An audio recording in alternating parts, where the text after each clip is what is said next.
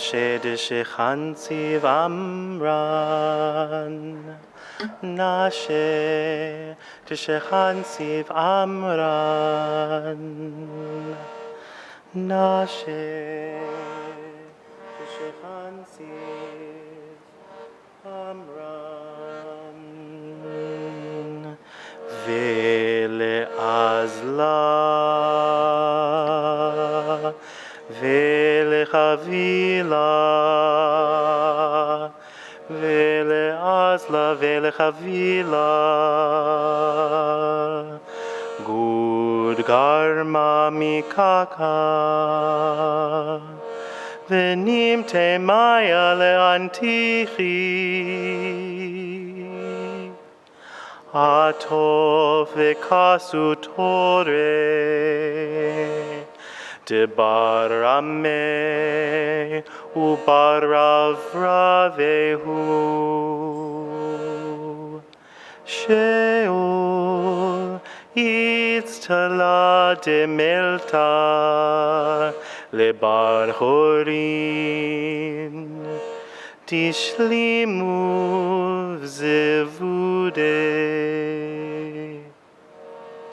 Rahid, Rahid, Rahid, Rahid, Rahid, Vanifel. Rahid, Rahid, Rahid, Rahid, Vanafel. Amabra, Vizofta Yazif. Achana, Achana Tagare, Azav Zage. De azbone, de azvake min baku.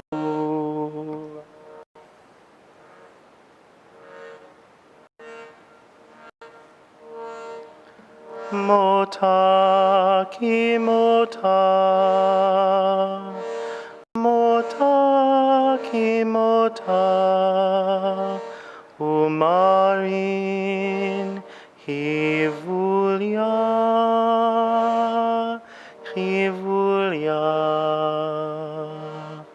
Nashe Teshechansiv Amran.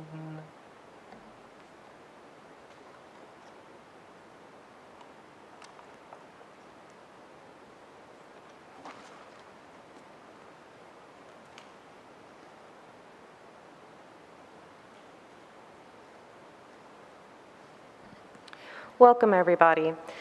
In keeping with the theme for 2023, for the garden, which is Miriam's song, I would like to have a presentation about women, their leadership roles, and how they fit in Jewish society. I've asked Olivia to come and give a presentation about women in the Talmud. Who would you be in the 3rd century? There were hairdressers, professional mourners, and magical healers that found their spotlight in a new presentation from Olivia. How does our Talmud and the conversations of the first generation of rabbis who discussed the lives of women over 1,500 years ago?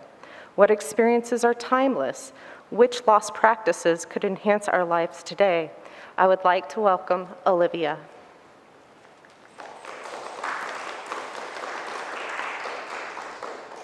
What you heard as you entered were the eulogies of the women of Shechan Ziv, eulogies and lamentations now over 1,500 years old. We'll learn about them soon. In 2022, Kendon Alfon published the most niche cookbook of all time. This is Feeding Women of the Talmud, Feeding Ourselves, uplifting the voices of Talmudic heroines and honoring them with simple vegan recipes. I stand proudly along with the 129 Jewish womenfolk from around the world who co-created this celebration with midrash, research, meditations, and simple vegan recipes. What did I write about? Why, the 2 ghost girlfriends from Brachot 18b, the subject of a short play, which I will gladly present on another day. The last time I was honored to speak here in this room, facing the other direction, which you can find on Rodef Shalom's Facebook page, I spoke about some superstar heroines from Talmud, Spoke about Yalta, clever and assertive, venomously bold in the face of misogyny. The maidservant of Rabbi Yehuda Hanasi, a wise, decisive, and respected caretaker. Queen Hilni, whose 20-cubit-tall sukkah made waves in Jewish law. Bruria, the most brilliant and tragic scholar of her time, and we even learned how the Talmud passes the Bechdel-Wallace test, a litmus test in feminism that sees if there are ever two women, hopefully with names, who talk to each other about something other than a man in a piece of media. A shockingly low bar, which many things do not succeed. Tonight I am presenting a different lens. I am finding the ordinary extraordinary. I have worked to find some aspects of the Talmud every woman, so that we may know her and better celebrate her for the mark she left on our tradition. Our book. I really recommend purchasing this. It's absolutely fabulous. And the recipes are very nice, and the stories are very well researched and presented with many meditations. You have, hopefully in front of you, a nice packet that I've put together over the last month, which has most of the words that I plan on saying. So should you lose something I said, it's often right in front of you. And pens and pencils if you'd like to take notes. When I teach, it's because I want to know what other people think. I've spent a month with my own thoughts in my own head, and I am really excited to bring this to other people so that I can learn from you. A little bit about what Talmud is, so we know where we are.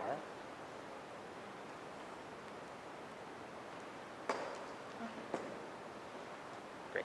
Okay. Talmud collects the conversations of the early rabbis. We're ranging from about 100 BCE to about 600 CE. And there are two spheres of this Jewish life. One is Eretz Yisrael, the Galilee, and the other is in Babylonia, which is now Iraq. They're about 1,000 miles apart, and they managed to pull it off. Judaism has always been in diaspora, and isn't that wonderful? Okay, the older layer is called the Mishnah. It was wrapped up about 220 CE. It was a bold attempt to record the oral traditions about how to do Judaism, especially following the apocalyptic destruction of the Second Temple in Jerusalem in 70 CE by the Romans. Okay, so about 150 years after we lost the ability to do sacrifices at the temple, we said, let's write down how we're doing Judaism now. We have lots of people writing about how we're doing Judaism now. I wonder very much what the future will do with it. Gemara refers to the following centuries of commentary on the Mishnah, and as well as on the Torah. They have winding legal debates and interpretation, as well as what we call Agadah. These are the stories about the sages in their time. Together, the Mishnah and the Gemara make up Talmud. So we have this older layer, and then commentary on that, and then centuries of commentary on all of that, and you in this room continuing the commentary as well. It's a fascinating insight into Jewish history. It's full of innovation. It's full of frustrating insensitivity, fanciful imagination, and even some women. Something to remember today is that pretty much all of these texts were written by men. If you can find one you can prove wasn't, I would love to hear that. And they were written for an audience quite like themselves. They had agendas, and so do we. So I have some key questions that I'm bringing in today, and I would love to hear what you've come tonight for and how we can get there together. So, my key questions that I'm bringing here are, what do we wish we knew about our ancestors? Why do we want to know those things? And on the other side of the coin, what do we hope the future will remember about us? What happens when we connect our lives through these centuries? And for each narrative tonight, what can it teach us about the lives of women then? And what do we want to do about these teachings now? What did you come here tonight for?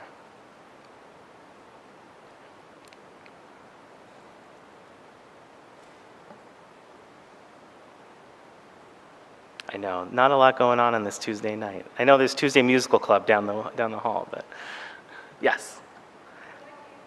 Nice and loud. I came because I was interested in learning about women in the Talmud that I probably hadn't even heard of before. Fabulous. Let's meet some new faces. You want to meet some new people? Yes.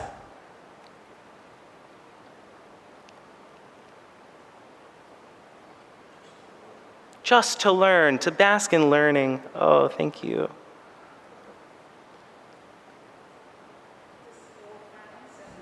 Enjoy learning. Old friends, yes. May we make friends with the old, too. Yes.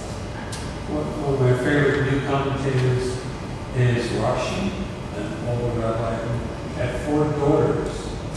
And I just don't know anything about what happened, but he apparently taught his 4 daughters, but where are they? What do they do? Fabulous. Rashi, a commentator who we'll hear from tonight from around the 11th century. He owned a vineyard, he had no sons, and he taught, as we just learned from Gary, all of his daughters Talmud and Torah. There are some really wonderful historical fiction novels about Rashi's daughters called Rashi's Daughters, which I really recommend. This packet's thick. I did a lot of my own translation and may use some terminology that you've never heard before and that feels like a lot. Just in the words of one of my rabbis, Rabbi B'nai Lappi of SVARA, let that rise up and float away. Whatever lands with you, whatever you leave with tonight is what you were supposed to leave with tonight. And may you be blessed to build on it. And may I be blessed to leave you with anything. But if you're ever really confused about something and you'd like some more depth on it, I've got lots of it. And if I don't have an answer for your question, what an amazing question. That's what I'm here for. So please ask. And there is a microphone as well if you don't want to holler out. We're being live streamed to YouTube and Facebook. So hi everyone on Facebook and YouTube. Hi. I don't know if we have a line to your questions and comments on those platforms. I'm getting a head shake no, but I'll comment on them when I get home. Yeah. Yes, I'm looking forward to the part on witches, and magic, and how magic overlaps with Judaism, possibly taking it out of a patriarchal context. Amazing. Thank you. So you're looking for the witches, the way magic and Judaism overlap, and what do we do about its patriarchal context, and what can we rescue from that? I'm right there with you. Amazing. Okay. I think I didn't actually introduce myself. Olivia Devorah Tucker, they, them. I born and raised in Pittsburgh, and I'm really glad to be coming back home to Rodef Shalom, where I served as a program coordinator and rabbi's assistant for a few years and really had the space to start doing this Talmudic research. I have been training in Talmud teaching with the Teaching Kollel, a group of queer Jewish Talmud nerds at SVARA, a traditionally radical yeshiva, that's SVARA, where I got into it through Queer Talmud Camp, a week in the woods, learning from these ancient texts in their original. So from the original daf, with a stack of dictionaries and a chevruta, a study buddy, which gives you the power to put these ancient words in your own words. I'm bringing my own translations tonight, but you should question every one of them, because that's how translation works. The Italians say translation is treason. Mwah. The vowels that are on your page are not mine. They come from SVARA, which is a great resource for you. Let's get into it. Okay, our first story is about the 2 Miriams and the angel of death. You learn from me, you learn angels, you learn demons. Here you go. This comes from the volume of Talmud called Chagiga, which ostensibly deals with the Chagim, the holidays, the pilgrimage festivals, but I really only study it to learn about angels and demons and cosmology, the way the universe works. They like to get off topic. I've taught this text before with the focus on the angel of death, here by Eileen Wynne Lederer, the one with the wings, the butterfly wings covered in eyes. And tonight I'd like to teach it through the eyes of the 2 Miriams. Miriam was by far the most common name in this time period, far and above. Probably in reference to Miriam, yes, the prophetess, yes. Moses was her brother, that guy. Okay. As a meditation, I like to think about what name trends can tell us about our cultures, the way a name gets old, and what comes new, and what feels timeless in these sort of situations. And also their professions will be at play. So I'm inviting you to think about what you do in this day and how that could translate, if you will, to history. Where would you be? Who would you be in the 3rd century? Our meditation for this evening. We start at Chagiga 4b. Rav Yosef, he would be reading Torah, well, here the book of Proverbs, and he would get to this verse and he would lament. He would read it, he would say, "And there is that which is snatched away without justice." He interprets this to mean that the Proverbs are saying that people die without reason. And he says, whoa, is anybody taken outside of their designated time? We all have a prescribed date to die. People are taken before that. And the Gemara answers, yes, een. Like the story of Rav Bivi, the son of Abaye, who was frequently with the angel of death. The sage, he's not the only sage who hangs out with the angel of death. You might hang out with the angel of death too. I don't know your life, but it seems like a metaphor or a literal. The Malach HaMavet, that's the angel of death, he sends his deputy and he says, go bring me Miriam Megadla, the one who Megadla's Gadols makes large women's hair. But the deputy went and brought Miriam Megadla of children, of pupils, of tender young pupils. So they both have the same profession and the same first name, and they've been mixed up. Classic. This is how the angel of death works. The angel of death has a list, and it has names on it, and if your name is somebody else's name, that could be a big problem. However, a nice reversal of this is that if you used to have a name and now you have a new name, the angel of death doesn't know who you are anymore. This is Transgender Judaism 101. The root of the Miriam's profession is Gimel Daled Lamed, to grow or be tall, be large, to rear or train, okay? Or praise or glorify. There's a lot fewer words in Hebrew, so they all have a lot more meaning in them. Gets real juicy. And also to heap up or round, plait, to braid, yeah, or dress the hair. So I like to think about, this is the title of their job. What does that tell me? Anybody have a job title where it seems like it has nothing to do with what you actually do? Yeah. Yeah, speech language pathologist. You feel like it doesn't really tell the average person? 500 different roles. Okay, hopefully the angel of death doesn't get confused. But I like to think, what does it tell us about who these women were and what they did? So I get to start imagining what they lived, how their lives were. I like to imagine that Miriam of the hair invented the beehive updo from the 60s, but in the 360s. And that Miriam may have focused on lifting children's self-esteem when she taught them. I invite you to start imagining these women.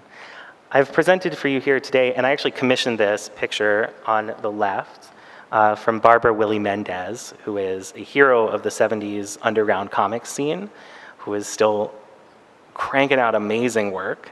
This is a very drag camp angel of death in the top, coming for these two Miriams. You see the one on the left pulling up the hair, and the one on the right teaching to these children, while behind them in the windows, an active life sprawls in the city. Our story continues. The angel of death said to the agent, Miriam, the hairdresser, is what I said to you. And the deputy angel snarks back, well, if so, lead her back to life. And the angel of death says, since you brought her, let her be counted amongst the dead. And I don't know if they ever went back for Miriam the hairdresser. She could still be with us. We do have some endless, ageless women like Serach bat Asher, who both went down to Egypt and left in the Exodus, with 400 years apart, which the rabbis take to mean she never died. You know her? You might know her. Okay. And then Rav Bivi asks, but how were you able to take her? Probably meaning, how were you allowed to? It wasn't her time. But instead, we find out how she died specifically. She was holding a shovel, or perhaps it was a rake or a poker. When you see these slashes and I have a bunch of words, it's because these words could mean a lot of things, and I'm trying to give you the most sense that I can. Really help you paint a picture. Rather than be limited, you get to sort of build the image. And she was dragging her coals in her oven, or she was like raking it. She was making it glow red hot. Poker, red hot oven. Okay, death is coming for her. She took the poker and she rested it on her knee. Hopefully not the hot part, but no, she did. She was burned, and her mazel, like mazel tov, like good luck, her divine protection, her constellation was broken. And the deputy was able to take her. Anyone ever see the movie Final Destination? This is a horror film where some people escape death, and then death comes for them. But in this classic horror movie way where they're just cooking a Hot Pocket in their microwave, and the microwave shorts out and then shoots the electricity down into the water, and then the house burns down, okay? Final Destination, Talmud. I really like these stories that paint a material circumstances of somebody's life. There's a wonderful book of History of the World in 100 Objects, and that's what I feel like I get out of this. What I might have engaged with, what my stuff would have been. I'm somebody who has a lot of stuff, so I like to know. And what was dangerous physically and what was dangerous spiritually, and how those interconnect. Rav Bivi said to the angel of death, or to the agent once more, but do you have authority to do this? Take a person before their time. And the angel of death says back to them the quote from Proverbs that kick this all off, and there is that which is snatched away without justice. Rav Bivi shoots back, he says, Ecclesiastes says, a generation goes and a generation comes. What's the implication? That a generation has a set amount of time. So if you take somebody before their time, it's going to throw off the number of years set to the generation. I like that. The angel of death does indeed find his authority to accidentally take a life from this out-of-context Proverbs passage. The actual passage is just talking about crops. Or as the folklorist might put it, our sages created an angel of death who does all this and acts this way. So I like to think about what merits there are to having an angel of death who can mess up which life to end, and who was also a good friend of various sages. Hopefully you were known well enough if you're a friend of the angel of death that you won't get taken before your time. Maybe that's protective in that way. So the angel of death responds back to this accusation about throwing off the generational timeline and says, I dira'ena, I pasture, I feed, I graze, I shepherd them. Or perhaps you could take this root and to say it's I desire or take delight in them, until they have fulfilled or completed their period of assigned years, or perhaps until the generation itself, the rest of everybody is dead. And then I surrender them, I hand them over, I shalom them is the root, to Duma, who is the angel of silence of the land of the dead. So now you can picture the angel of death with a flock of souls taken before their time. And there's Miriam the teacher, hopefully making friends with everybody else who the angel of death messed up.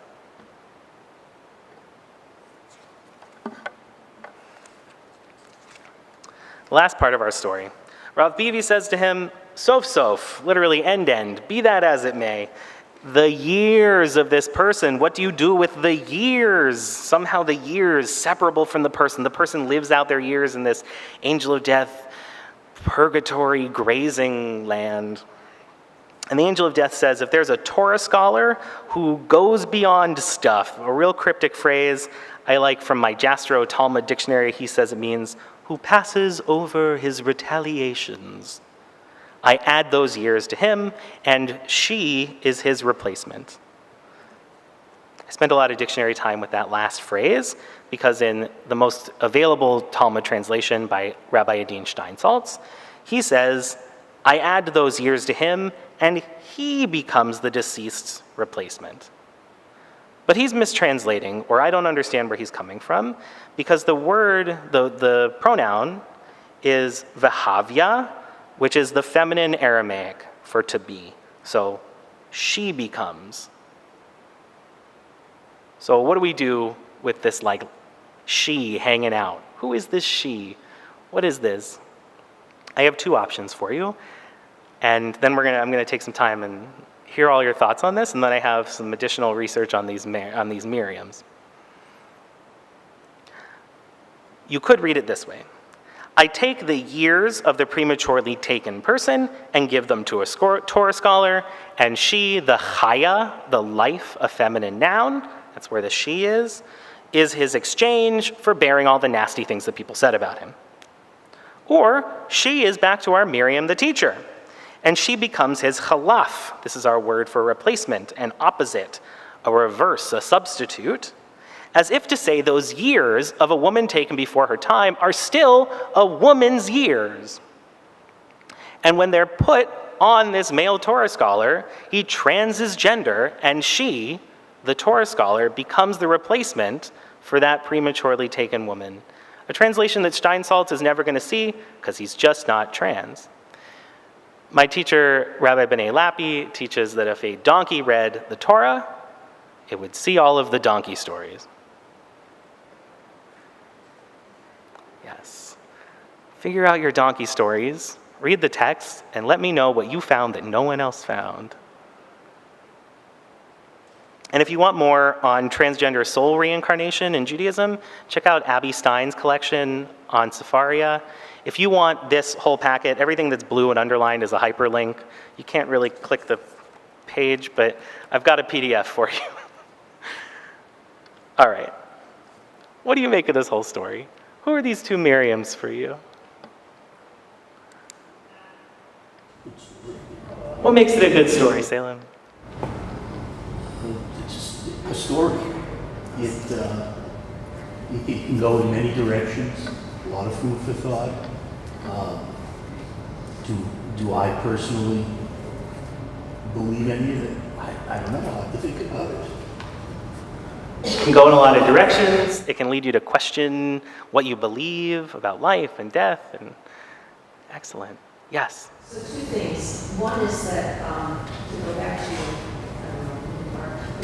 page 4, where the shaken, broken mazal is ra'ah, the Reish Ayin, but then where the angel of death is the shepherd, it uses Reish Ayin Yud, so there seems to be a relationship with that. But I was also thinking that it's interesting that it's the teacher, the one who raises the children, and then her years are given to the scholar. So there's that sort of connection between the Torah scholar and the woman who's teaching the children and raising the children as well, as opposed to the hairdresser, where I don't know how hairdressers were seen in ancient times, but certainly because of the next generation being very important to Judaism, then that becomes a very important role. And so granted that her years are given to the Torah scholar makes sense, although the fact that people said not these things about it is probably very accurate.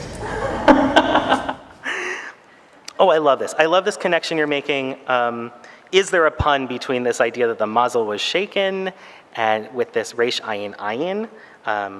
This is where we get like the Yetzer Hara, the like evil inclination, the shaken inclination, and this idea of pasturing. This is just how Hebrew works, right? There's only so many letters, and you're going to get these things that feel like they should cross paths in some way. And why aren't they? And is it a pun? This is keeping me up at 1 a.m. doing this work. Yes, and I love this connection between she's a teacher and her years transfer to still teaching. Are they teacher years? And then we also do have a microphone, so we're getting all the audio. I don't know how well the audio in the room. Okay, great. Yeah, great. I just want, your thoughts are amazing, and that's why you're here, and I just want to make sure that everybody who's in our grand space of what this is gets your knowledge. Yes? Well, I was just kind of in my mind making a connection about when you had asked, like, what are the role of hairdressers back then? I was thinking about just like there's so many spiritual traditions from all over the world that like the one thing they do have in common is covering your head, because the head is like the gateway. And like I've seen it time and time again in many different spiritualities and faiths. I even heard it the last time that I went to the hairdresser. My hairdresser was from Panama, and she was saying that indigenous women in Panama believe that you should always keep your head covered because it's such a sensitive area, energetically speaking.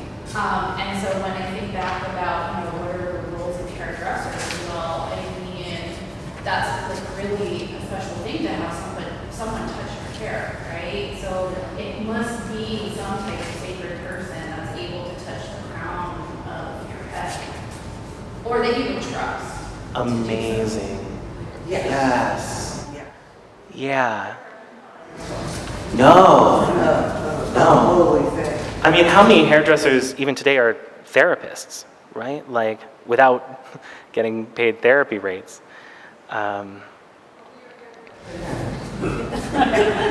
Yes, only your hairdresser knows so many things about you.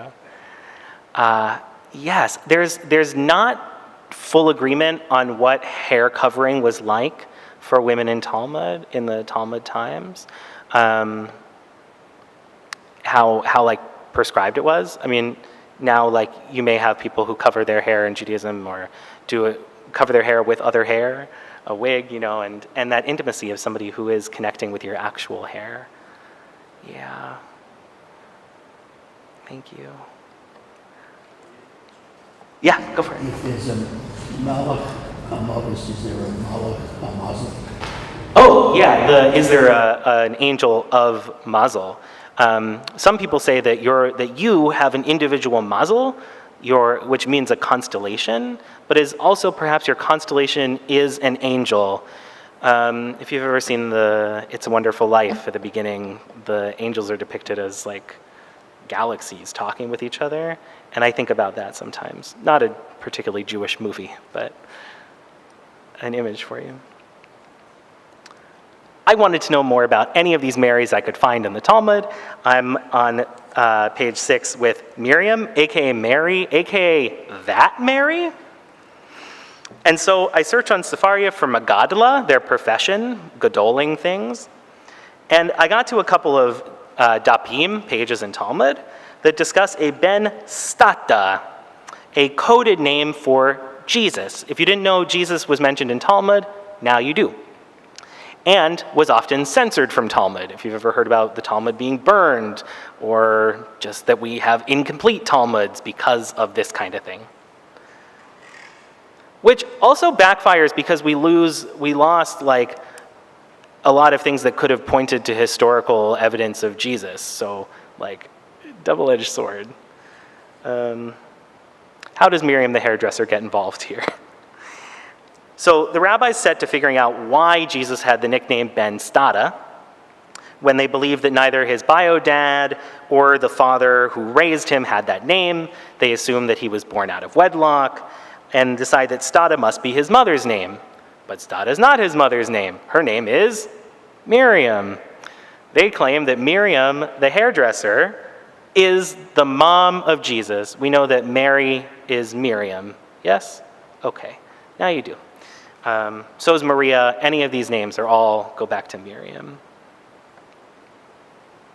So the rabbis say, why is her name Stata, which they've assumed is the way this is? And they offer a pun from the Babylonian town of Pumbedita, which is clearly not where this name could come from, because if anything, he was in Syria, Palestina, Eretz Yisrael, not Babylonia, 1,000 miles away, but they say it's a contraction of stat da, she strayed she, stat da, from her husband. This is they're sort of slandering the whole Jesus family, maybe. In my constant efforts to redeem women in Talmud from misogynistic slander, I offer that stata is a garbled Latin for a Roman soldier, who's also sometimes said to be a possible parentage of a historical Jesus. But note that no sources I found believe in any of those etymologies. They just don't have anything better. Now, Miriam Magadla, Mary Magadla, hey, that sounds like... That's right, Mary Magdalene. Whoa. Okay. If you're not familiar with the Gospels very much, Mary Magdalene was a sex worker who was also a woman preacher, icon, and follower of Jesus, who is way more associated with hair than Mary, mom of Jesus. Her hagiography, her saint stories, say that after the Gospels, she goes off, becomes a hermit, her clothes wear out, and all of her hair all over her body grows out to cover her modesty. You have an icon here, a couple of them of Mary of the hair. Isn't that brilliant? I love iconography. Okay. So Miriam Magadla hair, I don't know. I really don't know what to do with any of this. Once I was there, I could not bring it for all of you to now have to know this as well. I don't know how much the rabbis knew about any historical elements. All the Marys end up being conflated, like different stories of different, because there were so many Miriams, the Gospels are a mess of who is the right Mary at any given moment. I don't know how much they were ignorant, how much was just convenience, or potentially mockery, like I was saying. It could even be an accusation that the angel of death originally was coming from Miriam the hairdresser in some accusation of sin, like she should die for something, which is our initial question of people dying with or without judgment. Okay. I brought you this whole story because I wanted to make the joke, who would you be in the 3rd century? Well, your name would be Miriam. And I thought I had found some pretty average women because even the angel of death mixed them up. But they turned out to be so average that they were the most famous Marys of all time.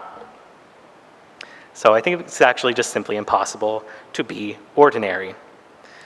And it's also worth seeing if the Talmud says something else about your word or your name or your person, because it's a vast corpus and has a lot of rabbit holes for you. That's what I have on these two Miriams, on these Miriam's Magadla. Where are you with this? What are you doing with this? What were the rabbis after?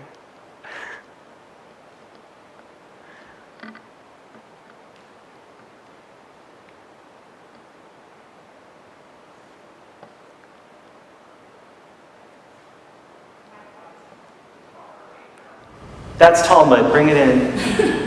Well, looking at the picture and listening to you talk about the hair of modesty, it made me think of Lady Godiva on a horse. Tell me more, I don't know this. Her hair covered her in modesty as she rode a horse into town. Thanks, Mom. Naked. If I can jump in, sorry, it's easier to hear. So Lady Godiva was in the Middle Ages, and she was the wife of like a feudal lord, and she, to reduce, I believe it was taxes or what have you on the peasants, she asked her husband to reduce this. He refused, and she said, well, I'm going to ride in the middle of town and start naked on my horse if you don't. So that's the story I know. And her hair betrayed her? I think it was just kind of, there's a lot of stories. She tried to be immodest, and the story refuses to give her that? Oh, she used the hair, this is purposeful. Okay. Yeah, I understand. Well, that's why I'm growing my hair out, I'll tell you. What I heard the story from your grandmother is that there was an order that went out that nobody was allowed to walk. But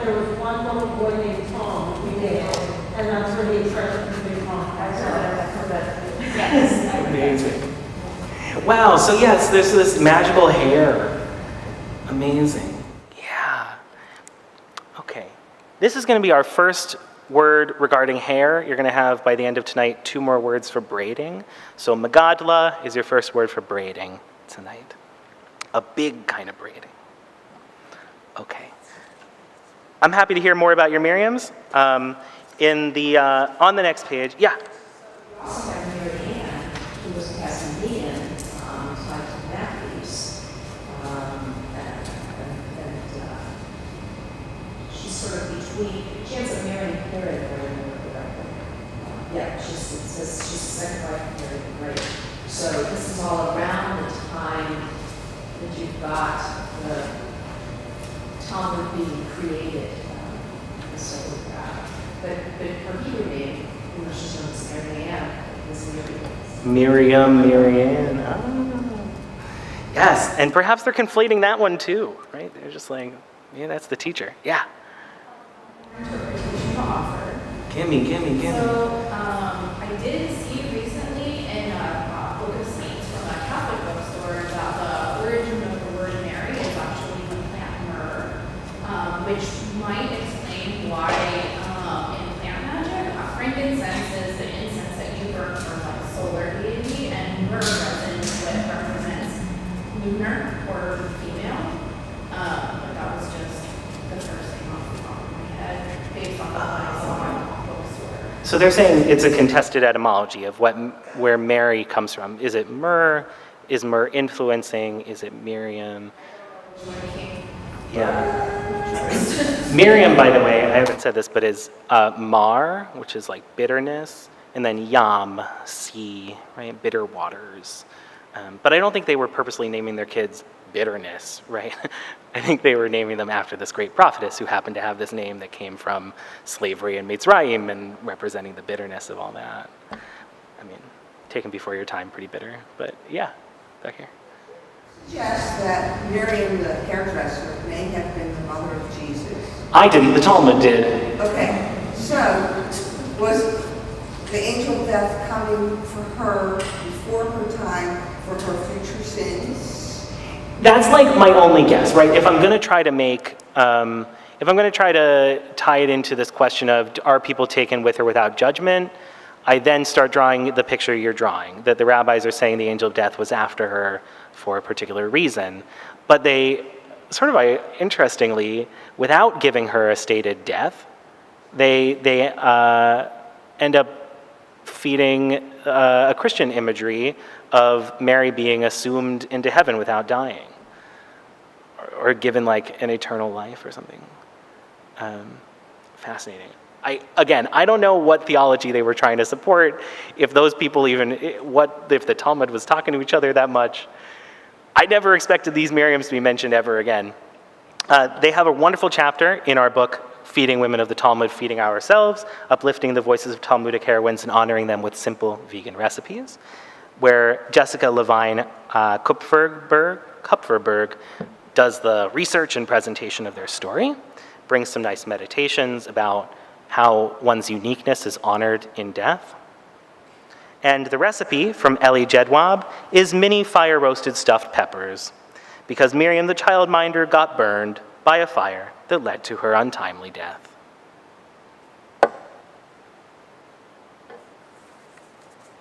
Miriam Magadla, the teacher, has been taken before her time. What is her funeral like? Perhaps she got sent off to the grave by a cadre of professional mourning women. Fabulous. I found these texts when looking for poetry in Talmud. I was imagining something with stanzas and rhyming, but was delighted to find the following. Lamentations, insistently quoted to the women of Shechan Ziv, a city believed to be on the banks of the Tigris River in Babylonia. About this city, Rabbi Yehuda Hanasi once told his sons never to live in Shechan Ziv, because the people there were lutzes, jesters, irreverent talkers, scoffers, and would drag you into their mockery.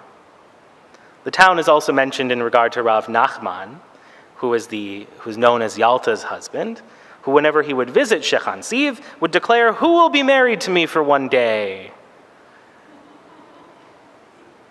Why? You should read the story in the short story collection, A Bride for One Night, by Ruth Calderon, a collection of Talmud tales about women. Our Mishnah will first give us some insights into common mourning practices. Remember, the Mishnah is older, yeah? And talks about just like how Jewish life should be. And then the Gemara will tell us some specific eulogies, commenting on this discussion of how mourning works. I'm offering you some questions to be your lens when we go through this. What can you tell about their lives from their words, their symbolism, and their style? And what would it be like to resurrect these practices of mourning? We're at the end of Moed Katan, which means little times, and refers to the intermediate days between the first day of Passover and the first day of Sukkot, and the last day of Passover and the last day of Sukkot. I hope that made sense. The 8-day holidays, the days between, are not the big festival days where no work, but they still have some stuff you shouldn't do because it is festival feels. So they say women, during Moed, those intermediate days, they lament. What is this word? The word is me'anot. This is ayin nun yud, to come out in turn, to speak, to respond, sing in a chorus. And that same three-letter root could be like the word lechem oni, like when we talk about the bread of poverty at Passover, matzah, to be pressed or detained or afflicted. So it's either one of those. I think it's this speaking one, but you should easily pun it with this feeling of affliction in death, lamenting. But they don't clap. They don't mitafchot. They don't clap. Rabbi Ishmael says, though, the people who are close to the bier, the funeral bed, do clap. On Rosh Chodesh, which is actually today and yesterday, welcome to the month of Tammuz. So Rosh Chodesh, the new moon, on Hanukkah, and on Purim, they both lament and clap. And in both cases, those intermediate days and these celebrations, they don't arrange songs of lamentation or dirges, mekonanot, from kuf vav nun, which means to order or plan in an artistic sense. Once the dead is buried, though, there's no lamenting and no clapping. So we have three different things they might be doing. They might be onoding, they might be clapping, and they might be konanoting. This is usually translated with an implied may or may not in there. Even though clapping is not in the 39 acts of work which are forbidden to do on Shabbat or the festivals at the Torah level, the rabbis include these things in their list of shavut, which are actions forbidden by the rabbinic level. Why? Because they deem them not restful enough. They're like, you're not feeling restful, come on. In the case of clapping and dancing, their logic is that if you do these things, they forbid them lest you make a musical instrument to accompany yourself, which certainly would require doing one of the 39 acts of work. So they say no clapping because you might make a flute or something. So don't do that. However, that may or may not, it's not in the text, yeah?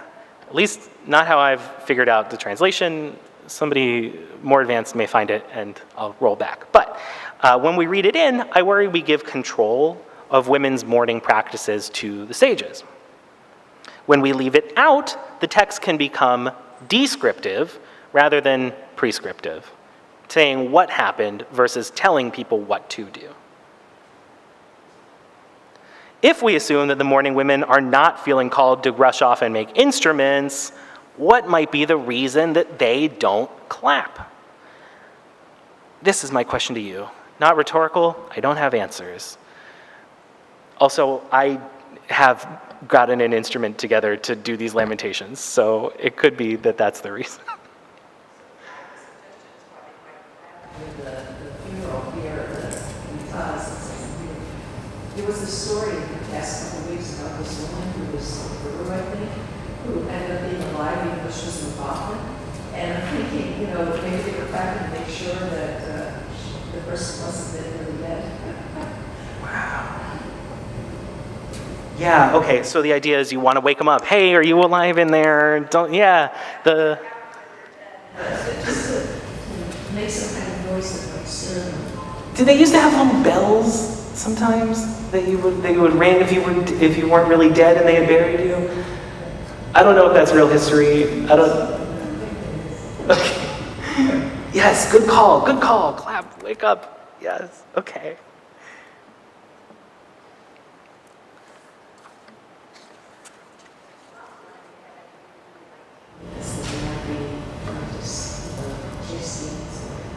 Although it doesn't mention that. Chase demons off. Yeah. Demons, very responsive to sound. If you blow a shofar, you can usually get rid of demons and excommunicate them from a space. So that clapping might work. A grogger, yeah. We break the glass at a wedding to say, hey, demons, something already broke. We're good. We don't need you to mess up this wedding. Yes. Let's define, yeah. I was drawn to the, once the dead is buried, no lamenting, no clapping. It's sort of like, right, the whole process of mourning in Judaism, various levels of it, and at certain holidays, right? My rabbi, Shalom, died, was buried Rosh Hashanah. Right? He was buried that morning. Rosh Hashanah was that evening. And so there was no Shiva, and no, it was sort of all like, I'm not going to have this congregation mourn for me. I'm going to like do this. I'm going to go and they have time to say goodbye, but that's it. I don't want it to be a big thing. That would have been his. He would have very much not wanted it to be a big thing. So it's very interesting, this idea that once you're gone, I don't want any more, nothing else. No singing, no dancing, whatever. Let the holiday be the holiday. Don't make it about me. Yeah. Let's define our terms a little more. Let's get an even closer picture of what's going on. They say, Ezohu inoi. What is a lament? What is this inoi, the noun form of that verb that was ayin, nun, yud? And they say when they all speak or sing, o note as one. And then they ask kina. What's a kina? What was mekonanot? When one speaks and all respond after her, using, confusingly enough, the same verb o note for speaking. Great. Thank you, Talmud. And then they quote Jeremiah 9:19, which is directed at women. Jeremiah, he's around the time when the Babylonians sacked Jerusalem in around the 560s and destroyed the first temple and sent a bunch of people into exile in Babylonia from your direction this way, that way, up north to south. And that's where we get the Book of Lamentations, which we'll read next month. Real sad times. So professional mourning women had been a thing for centuries and centuries by the time we're here in Talmud. And the line from Jeremiah, and teach your daughters wailing, elegy, nehi is this word for eulogy, and the neighbor woman dirge, kina. You now have 3 words for mourning, for lamentations. Lucky you. See if you can use them in a sentence today. I was a little confused that Enoi was the one, wasn't the one where there was call and response, since one of the meanings was to answer. So I would expect that one to be the one that was answering, but no, that's the one where everybody is there at once. But I think that's why they've brought this proof text, which says to teach somebody the kina. So it would be the one where somebody says it and then everybody responds afterwards because of this teaching that they're seeing in Jeremiah. Let me back up. There's an old tradition amongst Irish Catholics at a wake for a young person, the grandmother keens, keening. Is it the same word? Turn the page, Salem. Oh. This kina may remind Salem of the Irish practice of keening. which is improvised and physical and deeply impassioned funeral laments for the Irish. It comes from a Gaelic word, cuinift, which means to cry or weep. As I say, some morphemes just beg to mean the same thing, keen and keen. I like to lift up shade, which is our word for demon, and shade, which is an English word for ghost. No connection, but are begging to mean a supernatural critter in the shadows. So keen, yes. There's a wonderful article from the Celtic Cultural Minute, which I learned about keening in depth from, how there were elder keening women who expressed grief on behalf of the family. And many believe that the act of keening enabled the deceased's soul to leave the body. Not a Jewish necessarily idea. We believe, at least Talmud has an idea that the soul doesn't leave the body till the body decays all the way. That's what makes it happen for us. If you want to be a ghost, don't get your body preserved too well. And so keening was required for them. Similarly to our own women-led practices, and there are so many more than what is discussed in the Talmud. We could do a whole class on those. Irish keening was discouraged and nearly lost, in their case by the Catholic Church, this article says, who regarded it as a pagan practice, one focusing too much on physical grief and our mortality, rather than, they say, the happy Christian afterlife. But the influential role of the keening women in their communities was likely regarded as a threat to the patriarchy, which we will also find when we talk about witches. They have something called the Keening Wake Project. I had a lot of whoa emotions listening to these chants, and that's kind of what inspired me to set some of the ones that you're going to hear to some music today. Okay. We're going to start talking about what they actually said, but if anybody has got a burning thought first before we transition from what the practices are to what they actually said. Yeah. As we're talking about all this women and mourning and everything, and meanwhile, women aren't allowed to say Kaddish, right? And so I'm in my head just grappling with that concept that here we've got all these women in the Torah or in the Talmud who are mourning, and yet they're forbidden from saying that one prayer that we speak of as the mourning prayer. Yes. Yeah. You're right on it.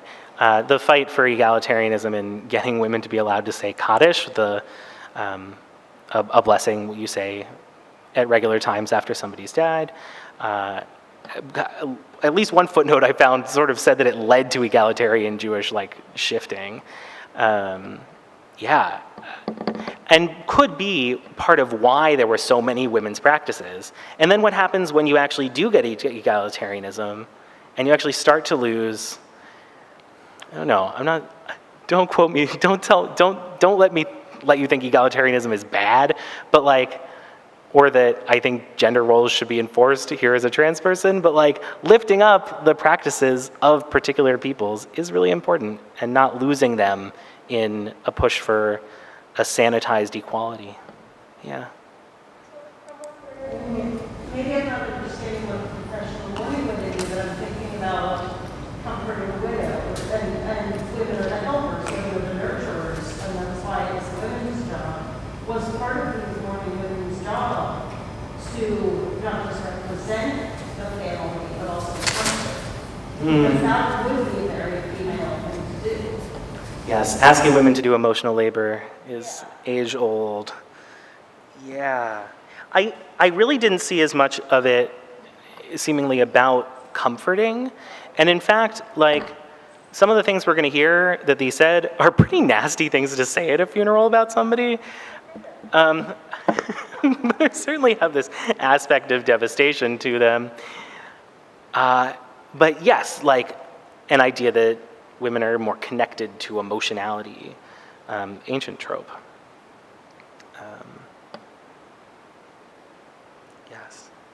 I put some questions here about just thinking about how you feel at a funeral when you go to a funeral, and what, if you ever left going that didn't feel like this person, their memory was honored, or but you don't know what to do to fix it.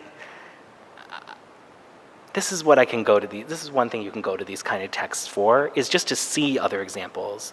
Because even if you don't want to emulate them exactly, just having a different way to do something can help you imagine that there are other ways to do something and start playing around. I think we get really set in our practices, and a little bit of play and jumpstart can really bring out what people really need. Okay. My Amran, what do they say, says the Gemara. The Gemara said, wow, I love that description of what women did, but what did they say when they lamented, when they keened? And this is where the fun begins for me. I was up very late hours doing translations. I brought for you in this packet, and we're not going to read every word of it, but for you, so you don't have to pull all these sources together, I give this to you, that you can just do all of this and have it on one page instead of in 5 different books. These lamentations are, to use an appropriate term, cryptic. Okay, and I have various explanations. The first one on each page is going to be from Simon Seckles from a book called Poetry in the Talmud from 1880. The second are what I call Jastrow jackpots. This is his thick dictionary. When he uses the word as, he gives an example of how the word is used and gives the whole line and translates the whole line. Then Adin Steinsaltz, Rabbi Adin Steinsaltz from SVARA and his lengthy notes. And then you get my bold attempt to find anything that hadn't been translated into these before, and understanding the words of our sage mothers. I don't think I've ever encountered Talmud passages so diversely interpreted. So well done, women of Shechan Siv. You have kept translators guessing for hundreds of years. In spending time with these passages, I've had a little vision of what this translation project has felt like.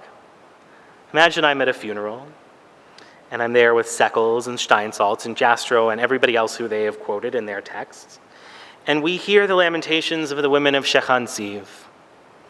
Afterwards, I say, wow, that was so striking the way they said, bah. I never thought about death that way. Oh, you heard bah, replies Jastrow. I heard beh, and I think it's related to be'eh. I heard it the same way, but you totally misunderstood what they were getting at, says Steinsaltz, who proceeds to list off 5 other interpretations that he already heard from other mourners. Seckles pipes up, none of you make any sense. In fact, the Kina didn't make any sense to begin with. But if you change a letter, it could be this, which would. We rush up to the women of Shechan Siv and we beg them, what did you say? What did you mean? Here's everything we've been discussing. The women of Shechan Siv, they smile sagely and they nod. Oh, that's so insightful. Very clever. Wonderful, wonderful. Thank you, thank you. Never confirming a word.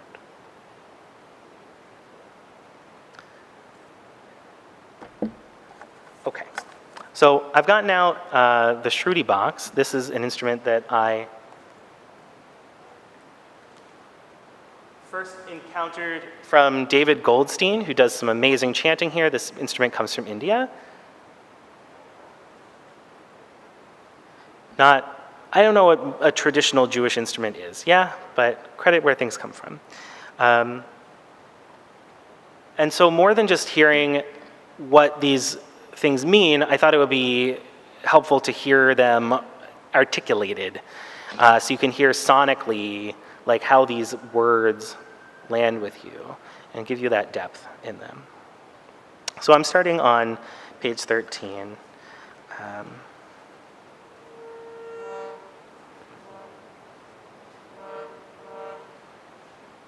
Let's go D sharp minor. Yeah, is that haunting? Does that feel haunting? Yeah, nice. Okay. Ve'le'azla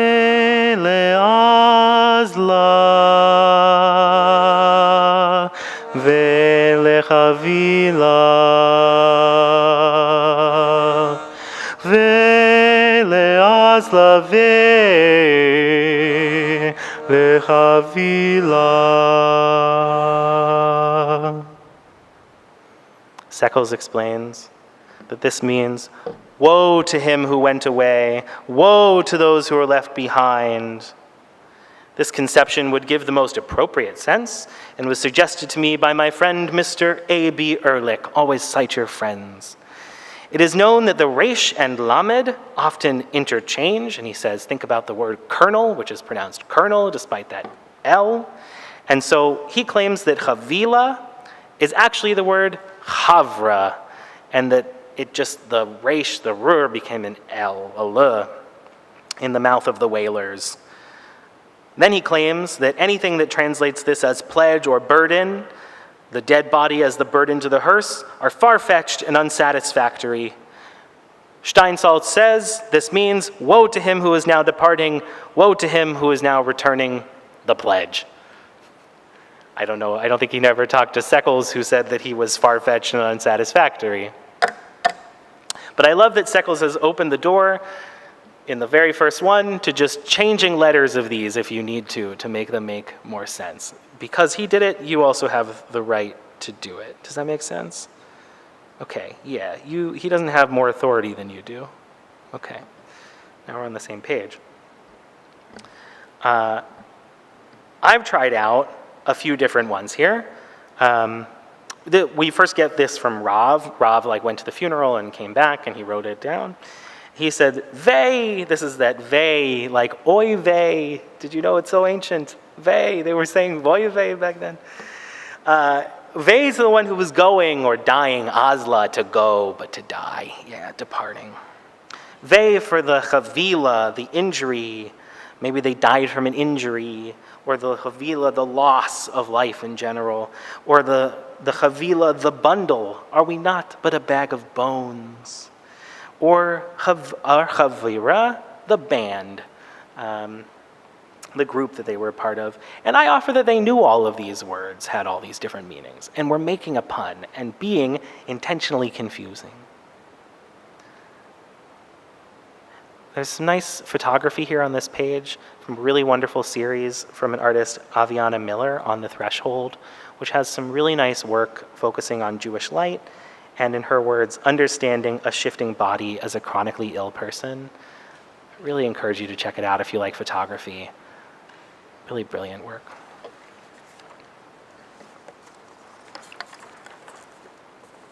I'm on page 14, water.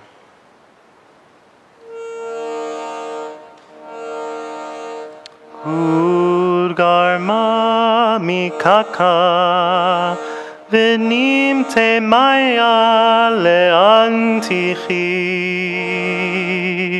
gold garma mikaka venimte maya leantichi.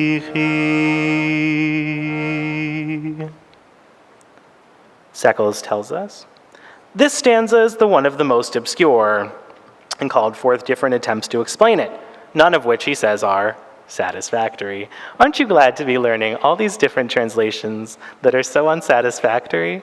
I hope that you are so unsatisfied that you figure out the perfect translation. That's what I hope you leave with today. His friend Rev H. Gershoni suggests that this means the pitcher has strayed away from the tent, and we must take water into the bowl. He says that this eulogy means the natural support of the house has died, and the household must do what it can. He reads mikaka as kuka, tent, and god as a pitcher. Another one says, cut the tooth from the bone and let the water run into the bowl. Amazing imagery, yeah? Let's get clearer on the imagery too. What is an antiki? This is a Jastrow entry. This is what it looks like, where he has the Hebrew, and then he tells you that, oh, this word is a Greek word. Did you know Greek was in the Talmud? Now you do. And it's a receptacle for vessels, as you see here. And insitige is the plural. A stand for hanging kettles or a tripod. And he says it means take the bone pin out of the jaw, the base where the vessel is suspended, and let water be put into the antichi. The body and the soul are separated, the latter being the vessel going back to the divine spring. Whoa, these women are playing in these amazing places of talking about the the world, the spiritual world, in these terms of physical things around you, and not just any old word for bowl, but like a really dramatic Greek bowl, an epic piece of pottery. Steinsaltz puts it, the bone has been removed from the jaw, and the water returns to the kettle. And he gives you 3 paragraphs of other ways to read this. I commissioned a lino cut from my friend Ren Finkel, who did this lino cut here on the left. This is like a woodcut, but using a different material. Of the bowl and the water pouring down and the jaw floating therein. There's an idea that it means that afterward one should heat and wash a tooth pulled from the dead in order to increase the crying and the mourning and lamenting.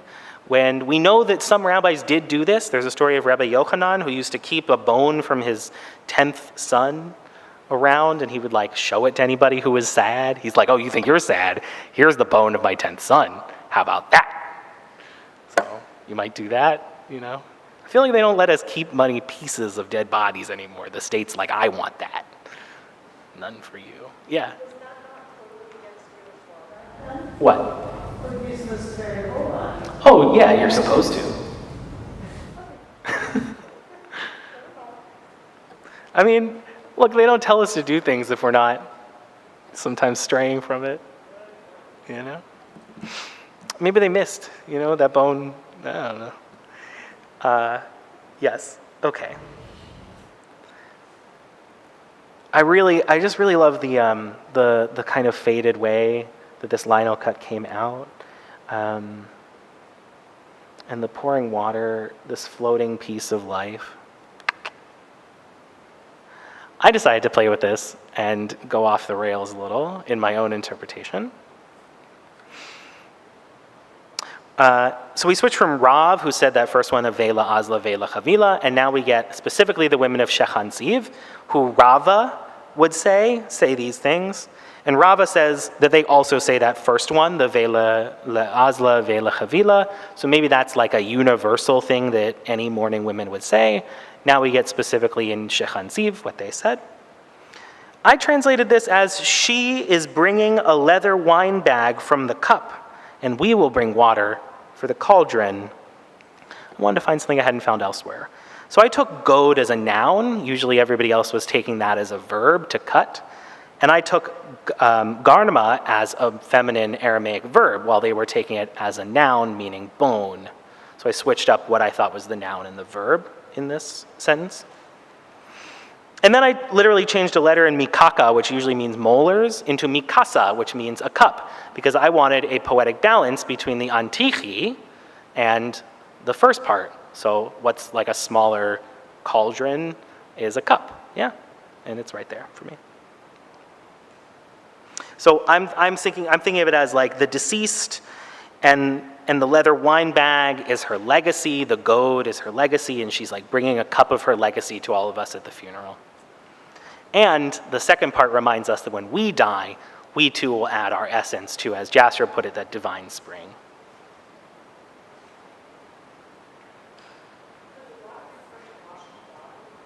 Great, yeah, sure could.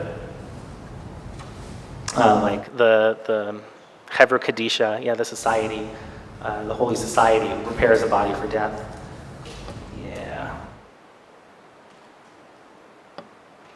Yeah, other thoughts? Obviously, I'm giving you 2 pages of it so you know that every thought is on the table and worthy. Yeah? Washing of the hands after the funeral? Yes. They're like, maybe they're saying, hey, we're going to take care of you and your like purity needs after this. Yeah? When I look at this, I'm thinking of a jawbone and a set of molars. At this woodcut. Yeah, yep. Yeah, definitely. Yeah, the jaw and the teeth.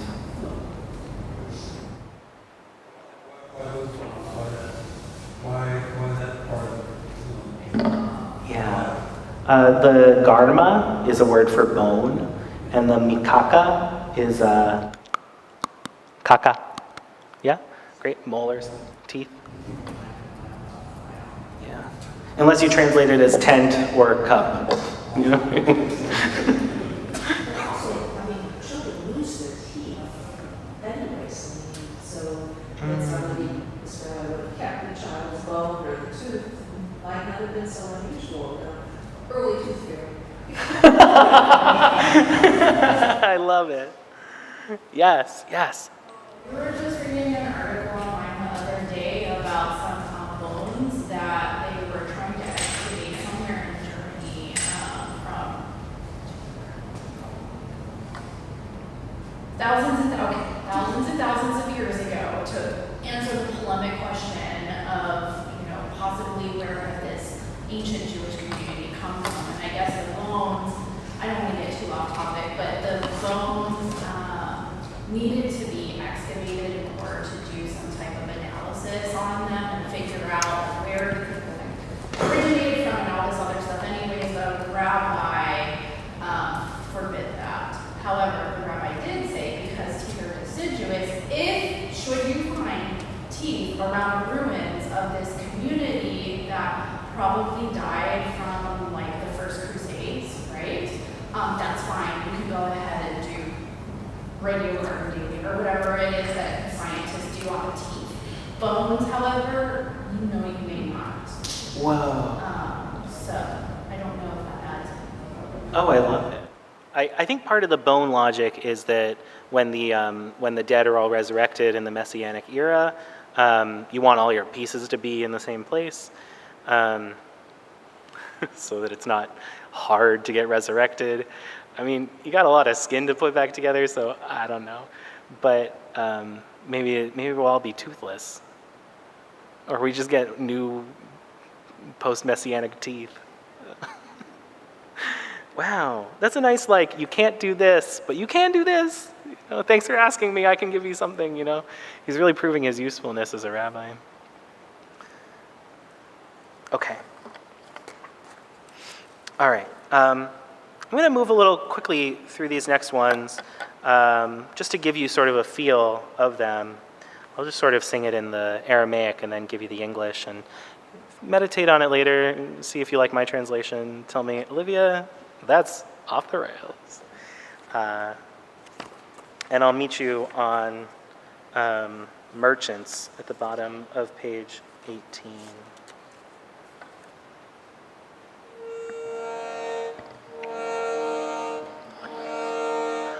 Atov v'kaso ture, Atov v'kaso ture, Debar rame uvarav ravehu. Wrap and cover the mountains, for the Son of the Exalted and Son of Princes is he. Sheol itztala demelta, Sheol itztala demelta lebar horin. Dishalimu zevude, Dishalimu zevude. Sheol, the underworld, is like a robe of fine, soft, thick wool for the son of a liberated man that finished his traveling cloak.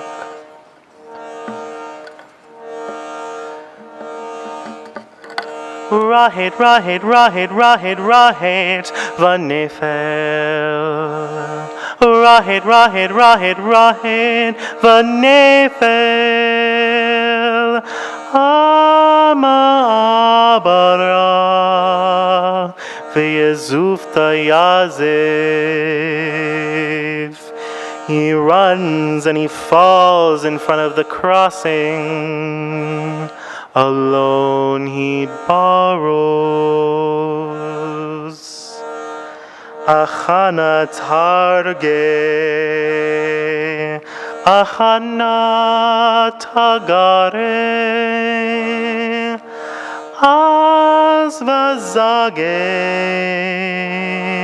az bone, de az vake, midbaku.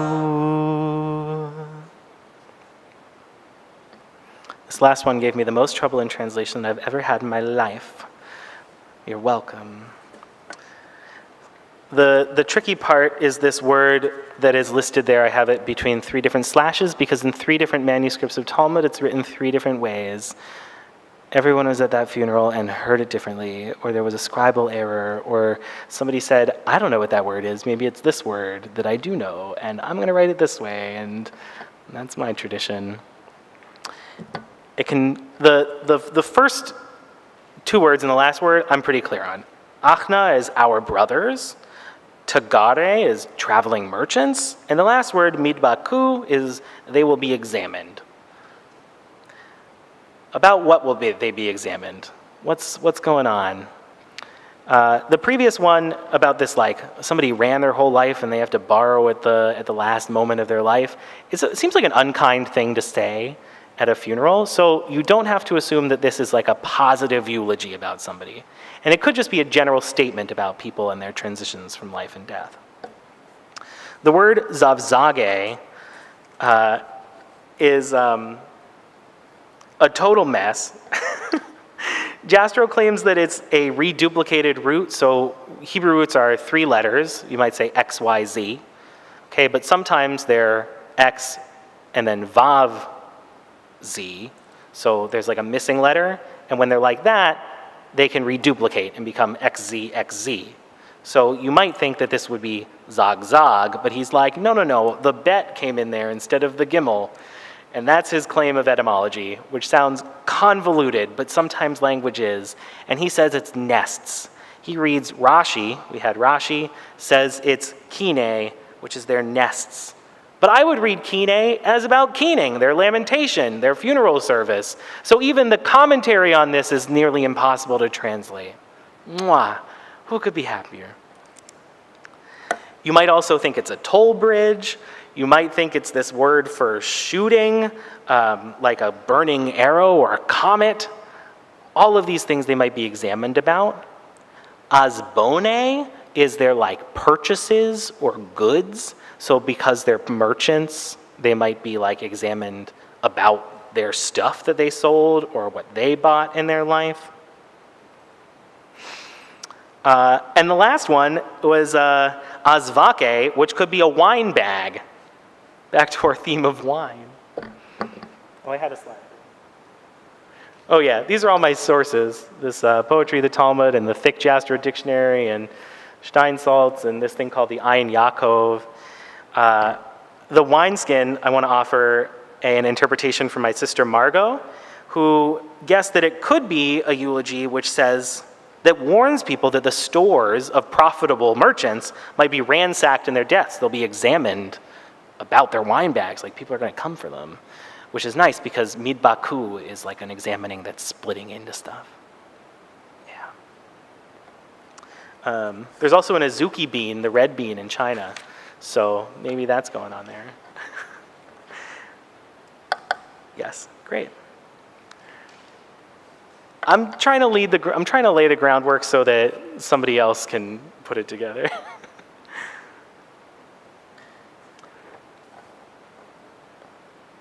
Any thoughts as I change the key here?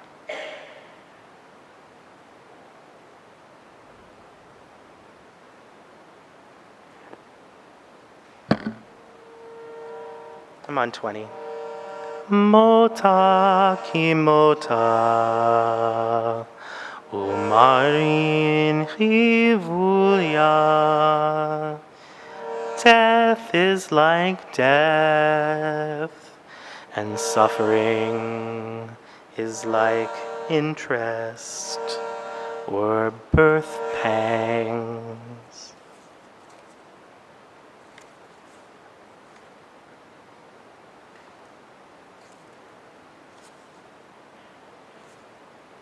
Give you some wrap-up thoughts that we're back on page 12.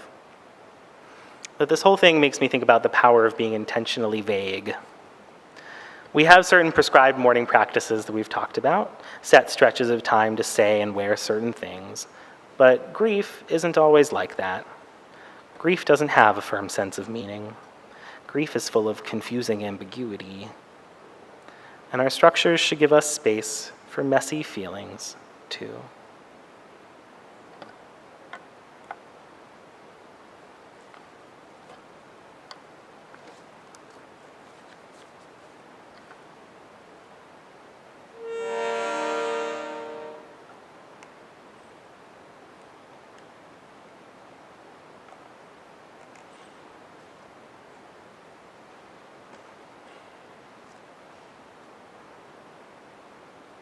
Got any witches in the audience tonight? Got anybody who's been called a witch in their life?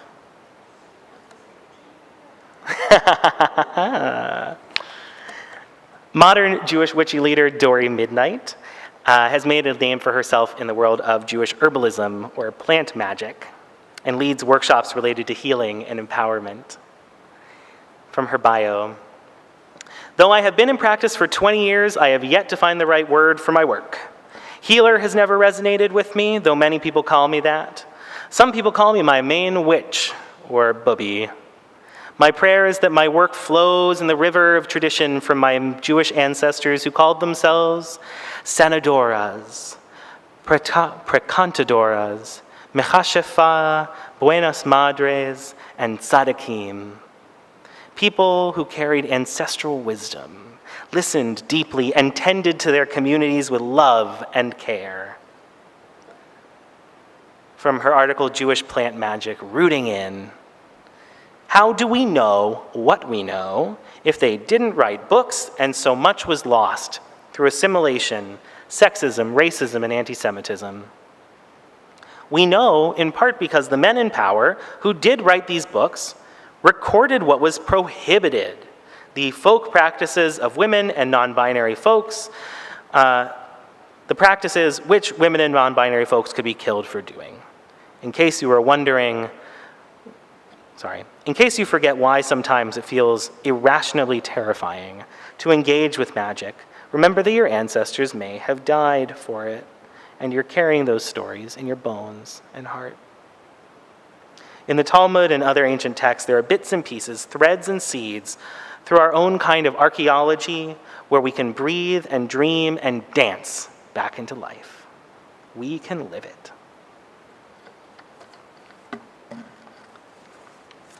I have contentions about witchcraft in Talmud. I have put it into a chart for you on the following page. On the one hand, it's all trash misogyny. These texts about witchcraft were written by men who often maligned or distrusted the practices of women. On the other hand, even in their polemics, there are kernels of truth about the practices of our ancestors. On the trash misogyny hand, practicing magic in the ways described by these texts proves the misogynist right about women being witches and sets feminism back or something. On the reclaimable history side, I don't care if men have a problem with how or what magic I'm doing. On trash misogyny, I'm taking a man's word about the practices of women, and in reclaimable history, I'm translating their words in ways that feel aligned with my values. To understand witches in Talmud, you have to understand a couple things about witches in Tanakh. What's the most famous quote about witches in the Bible? Anyone know it? Yeah, what's the language? Well, you got it here. Thou shalt not suffer a witch to live. The classic King James. I just like how ancient it sounds. Yeah. Mechashefa lo tichye. I'm not a witch, I'm your wife. Princess Bride. Okay. I like to do a little something called translation acrobatics. This is something the Talmud often does when they take a verse and they make it mean its opposite. They don't like it, or they need it to be something else, anything like that. And they'll do this with many things, so I think that gives us, as I said, the precedent to do it as well. I like to do a couple things with this verse. So, Mechashefa, lo, tichye. A witch? Being obsessed with witches? No, you should live and do anything else. Or perhaps, Mechashefa lo tichiyeh. A witch should not merely live, she should thrive. You can call me a heretic. I'm happy with that. But this is ancient tradition, is taking Torah and sacred stuff and saying, that doesn't mean what it looks like it means. It means this thing that leads to a better society. For the Torah, magic is 100% real. When we're told not to do specific magics, it's not because they don't exist or won't work. It's because they're for other people, people who need to do that to tell the future because they don't have a prophet, something like that. In Esther J. Hamori's Women's Divination in Biblical Literature, Prophecy, Necromancy, and Other Arts of Knowledge, she writes, for virtually any group, one's own beliefs and practices are considered religious, and those of the other are considered magical and illicit. It's both devastating and alienating to be so often treated as the other in my own sacred texts. But paradoxically, it's for that reason that I am so invested in them, to meet the other, who is me. The other text you need to know is Deuteronomy 18. This is a nice list of all the magics you're not supposed to do. When you enter the land that the eternal your God is giving you, you shall not learn to imitate the abhorrent practices, the toyavot of those nations. Let no one be found among you who consigns a son or daughter to the fire. We don't like that one. Okay, I'm not promoting that one. Unless there's some beautiful thing that it means and is not actually about burning your child. Who is an augurer, a soothsayer, a diviner, a sorcerer, a mechashef, one who casts spells, or one who consults ghosts or familiar spirits, or who inquires of the dead. That's JPS's translation. I can give a whole talk on every one of those. Bring me back. You read a little farther in the Bible and you get the most famous necromancer of all time, who is the Witch of Endor. There's a wonderful comic adaptation by Val Schlossberg that I commend to you. Yeah, here she is. Endor is not a reference to Star Wars, but means the well of generations, which is a really nice place to get in touch with ghosts.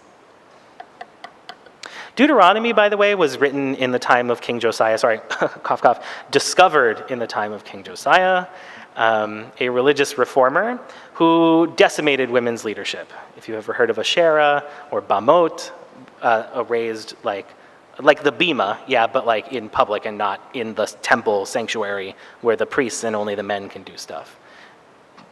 Decimated in that part of 2 Kings. He did have a woman prophetess by his side named Huldah. Her name means weasel, which I don't know if that meant the same kind of like calling somebody a weasel that we call them now, but it does make me think about politicians who claim they're not misogynistic because they have women on their team.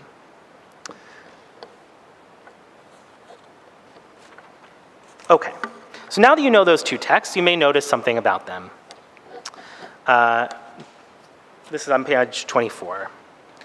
One of them said witch, and the other said sorcerer, and they both used the same root, kashaf, which means to think or plan or devise or to whisper. Ooh, that's what they mean when they say this kind of magic, this whispering magic, planning, devising. And one's in the masculine and one's in the feminine. And they ask, what's up with that? Why couldn't you just use the masculine for both, Bible? Why would you mention women at all when you didn't need to? And both the Babylonian Talmud and the Yerushalmi Talmud, the one that's written in Syria, Palestina, occupied Roman Palestine, Eretz Israel. Yes, there's two Talmuds. Let me back up a sec. There's one Mishnah. There's one like attempt to write about how Judaism works in 220 CE. And then those two spheres of Jewish life have a couple hundred years of commentary on that are different in some ways and similar in others. And they leave us with two Talmuds. Usually we only study the Babylonian one, mostly because Rashi gave great commentary on it and didn't really touch the Yerushalmi. Also, the Babylonian Talmud is more fun. It's got more stories. Okay, so they both answer this by saying, Babylonian Talmud says, because the majority, sherov nashim, the majority of women, mitzuyot bekeshafim, the majority of women frequent in witchcraft. The Yerushalmi puts it, that they spoke in derech eretz, the Torah spoke in the way of the world, because the majority of women are Sherov Hanashim Keshaf Niot, because the majority of women are engaged in or inclined to sorcery. They had enough slights of different meanings that I wanted to bring it to you, and to say that 1,000 miles away, most women were witches, or men said most women were witches. I think this is great. Are most women witches now? What happened? Where'd it go? Well, During Midnight told us some really awful stuff happened to get the witchcraft out of women. But they said the majority of women, okay? And again, right, it could just be pure misogyny, but I like to imagine that my ancestors were like this. This section of Sanhedrin expounds on a lot of those lists of magics and tells the story of Rabbi Eliezer. Rabbi Eliezer planted cucumbers using magic. That was his bag. And the Talmud let him off the hook. They were like, yeah, that's okay. He's a rabbi. He must have been okay to do magic. How was he okay? Well, Deuteronomy said, don't learn to do magic. He was learning and doing magic to understand and teach it. Totally different than doing magic just to do it. Perhaps the rabbis could have made the same excuse for women's magic. Especially if most women were doing magic, they certainly couldn't have killed them all. That's a good way to run out of women. Maybe they drew a line between being a witch and doing witchcraft. Any of this is possible. We're going to learn a couple things that women actually did with their witchcraft. Any thoughts on this so far before we get into it? And then I have about a half hour's more material for you, just so you know how long we're in for tonight. And it's about lesbians in Talmud, because it's Pride Month, and you asked me to teach you. So.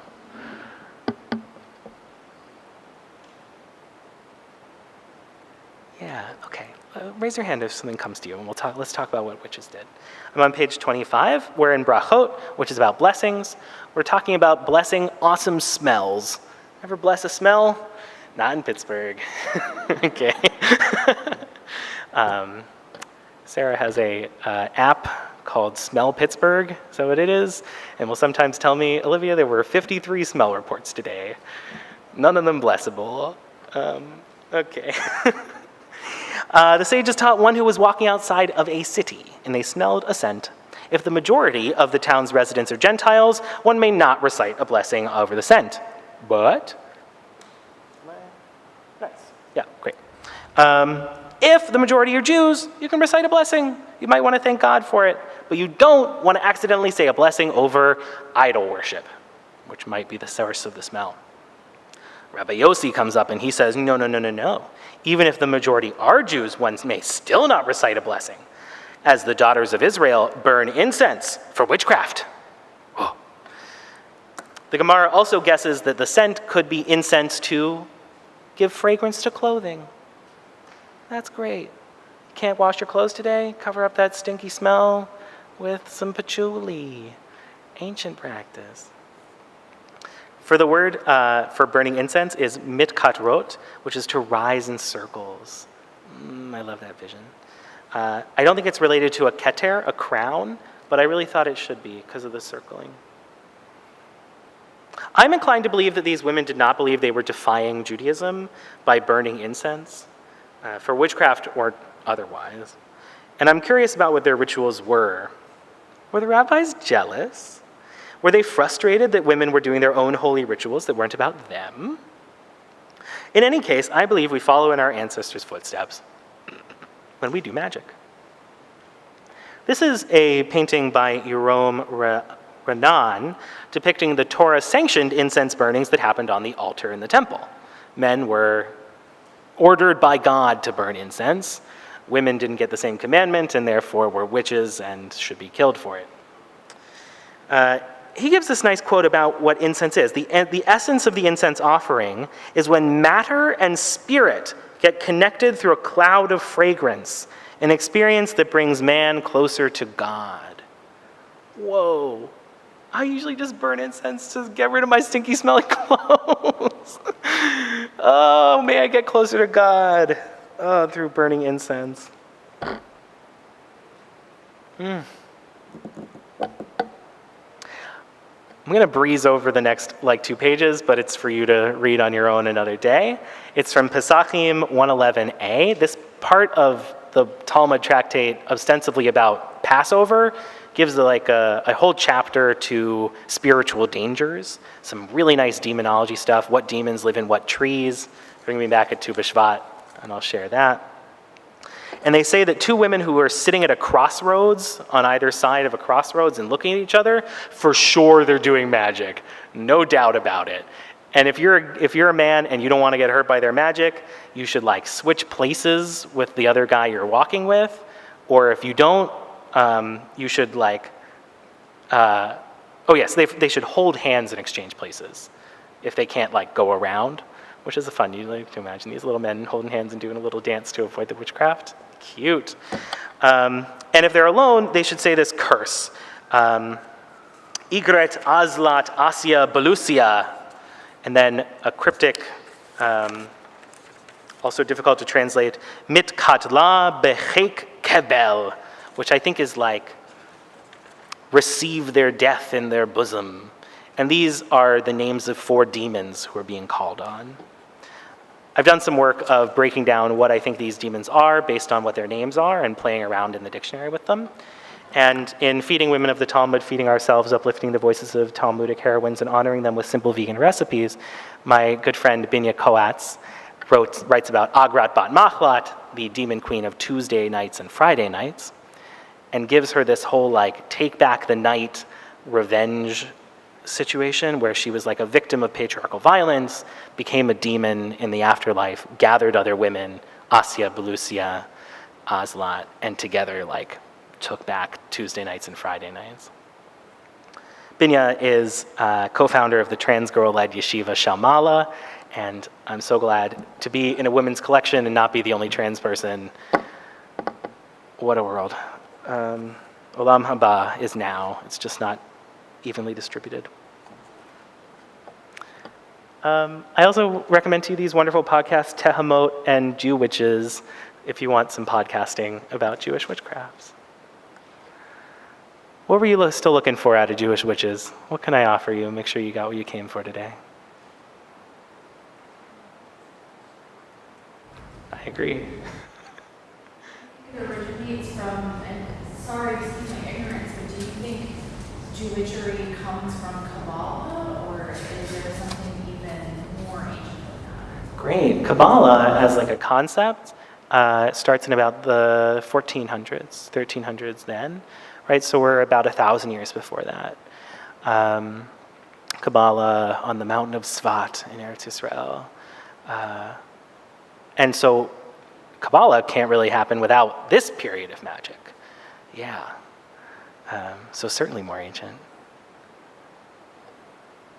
Yeah.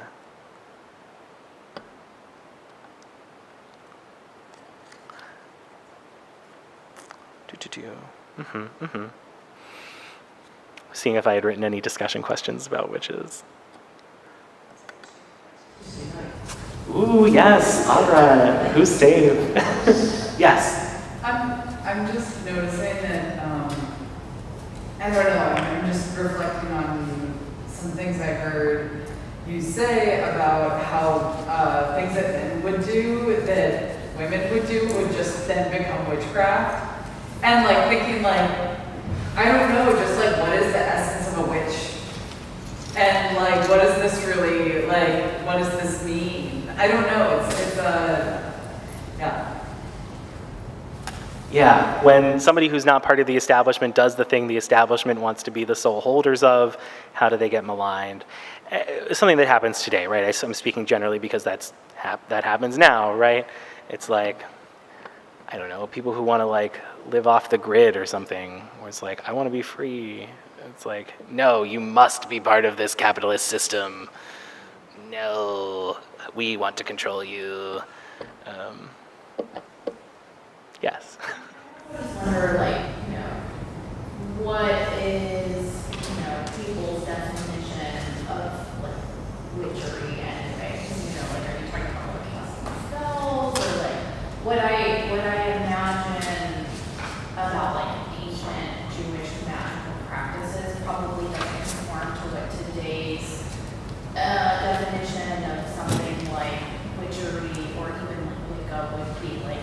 would probably be completely different. They would have their own indigenous practices to whatever was going on in that part of the world on that land territory at that time in history. And so I'm wondering, like, historically, what kind of sources do we really have to point to that would explain those kinds of things? Yeah, I love this idea of like what's happening indigenously to the place. A lot of Jewish practice works that way, where like we just sort of do the Judaized version of what our neighbors are doing. And so you could look at, hey, what were all the magics that were happening at that time, and what could we imagine the Jewish layer on top of that would look like? And you could use that as a source. There's some fabulous archaeology of these incantation bowls, sometimes called demon bowls, where people would bind a demon. They would like draw the demon. I don't have my slides up here, but in the middle of the bowl, and then use sacred text to surround it, often legal language like, I'm divorcing from this demon. And then you would bury it outside of your house, and it would like stop the demon from coming in, which is never mentioned in Talmud. Talmud does talk about a lot of amulets, but never talks about these incantation bowls. And it's like, were they trying to hide them, right? Usually the Talmud will say, don't do that, and that's how we know we were doing it. But with those, it doesn't even mention them, which is fascinating to me. But we have it archaeologically. How many of them are women's practices or witchcraft, or like, what is just magic? And when does it become witchcraft? The effects of the diaspora, right? I'm sure that like Sephardic magic looked a lot different from the magic of like Eastern Europe. Right? Yeah, there's a good source on the back called Ritual Medical Lore of Sephardic Women, Sweetening the Spirits, Healing the Sick, Rosemary Zumwalt and Isaac Jack Levy, which is all about that, which is really like calling on spirits to do healing work, figuring out like the root of sickness is like this spirit is messing with you, and like digging into that. The sources are there. They're waiting for you to find them. I feel like I talked over what your actual question, if you were, or consideration. But diaspora, yeah, like wherever we are, we have different practices. And tracking them back, figuring out the paths of how they came in and left and who did them and how we might tap into that magic now. Lots of research to do.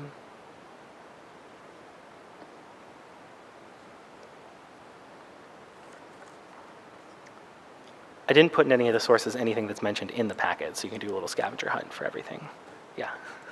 I'm sort of curious what your thoughts were on this storyline of whispering that we see with the mourners and then the witches again, and like whether you feel like it's more something else intentional, and sort of like maybe sort of in practice, or like do you think this is more like the men who are presumably writing this sort of kind of laid under by these women, essentially? Yeah, like they're not calling the mourning women witches, right? They were more out loud. I think that's actually the distinction, partially, right? I think sometimes is like, maybe if I want to agree that kashafim is a problem, it's because it's whispery. It's like, it's trying to hide the magic. So the real problem is you're trying to do it in secret. You should be public with it. Do magic everywhere. Be a witch on the road. But the mourning women are like loud and sharing and calling and responding and clapping. Yay. I don't know what the mourning clap is. Sad, sad, sad. Yeah. Oh, I do like that contrast of what's loud and what's quiet. Yeah.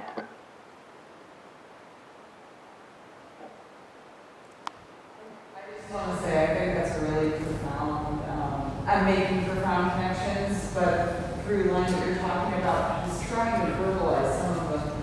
this also making connections between like Mary Magdalene and sex work and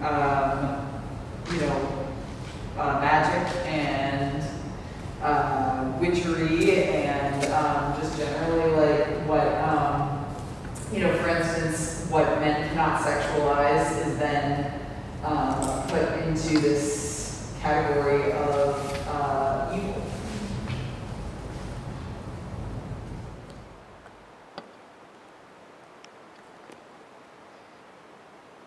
Thank you.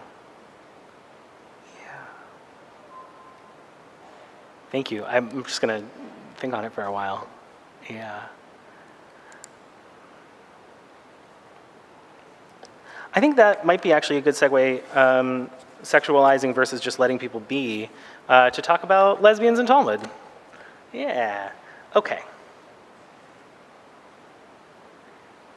Women who mesolelot with each other. You want to try that word, mesolelot? Mesolelot. Ah, beautiful. Yeah, what am I looking at? The L? Yeah, this lamed. So nice. Yes, okay. As with witchcraft, we're going to be getting a text that tells us we existed because we were being told not to exist. Congratulations. But in the words of Mordecai Kaplan, the founder of Reconstructionist Judaism, the past gets a vote, not a veto. We're in Shabbat this time. Shabbat 65a and b is where we will be. The Gemara is quoting from the Mishnah, which is discussing what one may go out with on Shabbat, which does not technically violate the forbidden work of carrying on Shabbat. Let me say that in another way. There are 39 things you're not allowed to do on Shabbat based on the 39 discernible acts of work in building the Mishkan, the roving sanctuary in the desert. And Shabbat, the tractate, is very much concerned with telling you what they are and what violates them, and carrying something from the private domain to the public or the public to the private violates carrying. And you don't want to do that because, karate, like you'll be divinely cut off. God will cut off your soul. Not fun, okay? Punishable by divine death, which the angel of death can mix up anyway, so maybe it's not so bad. And so they're discussing what counts as carrying and what counts as just wearing something. Are you carrying your jacket when you wear it? I don't know. It's a debate. It's Judaism. So they say the daughters, habanot, they go out on Shabbat with threads, cords, straps, sinew. The word is chutin, which means as a verb to fasten, provide a shoe with straps, to mend or patch, form a net of straps, or another word for braiding. That's your second word for braiding. This is a kind of braid that's like a net versus a kind of braid which is about making something bigger, gadoling.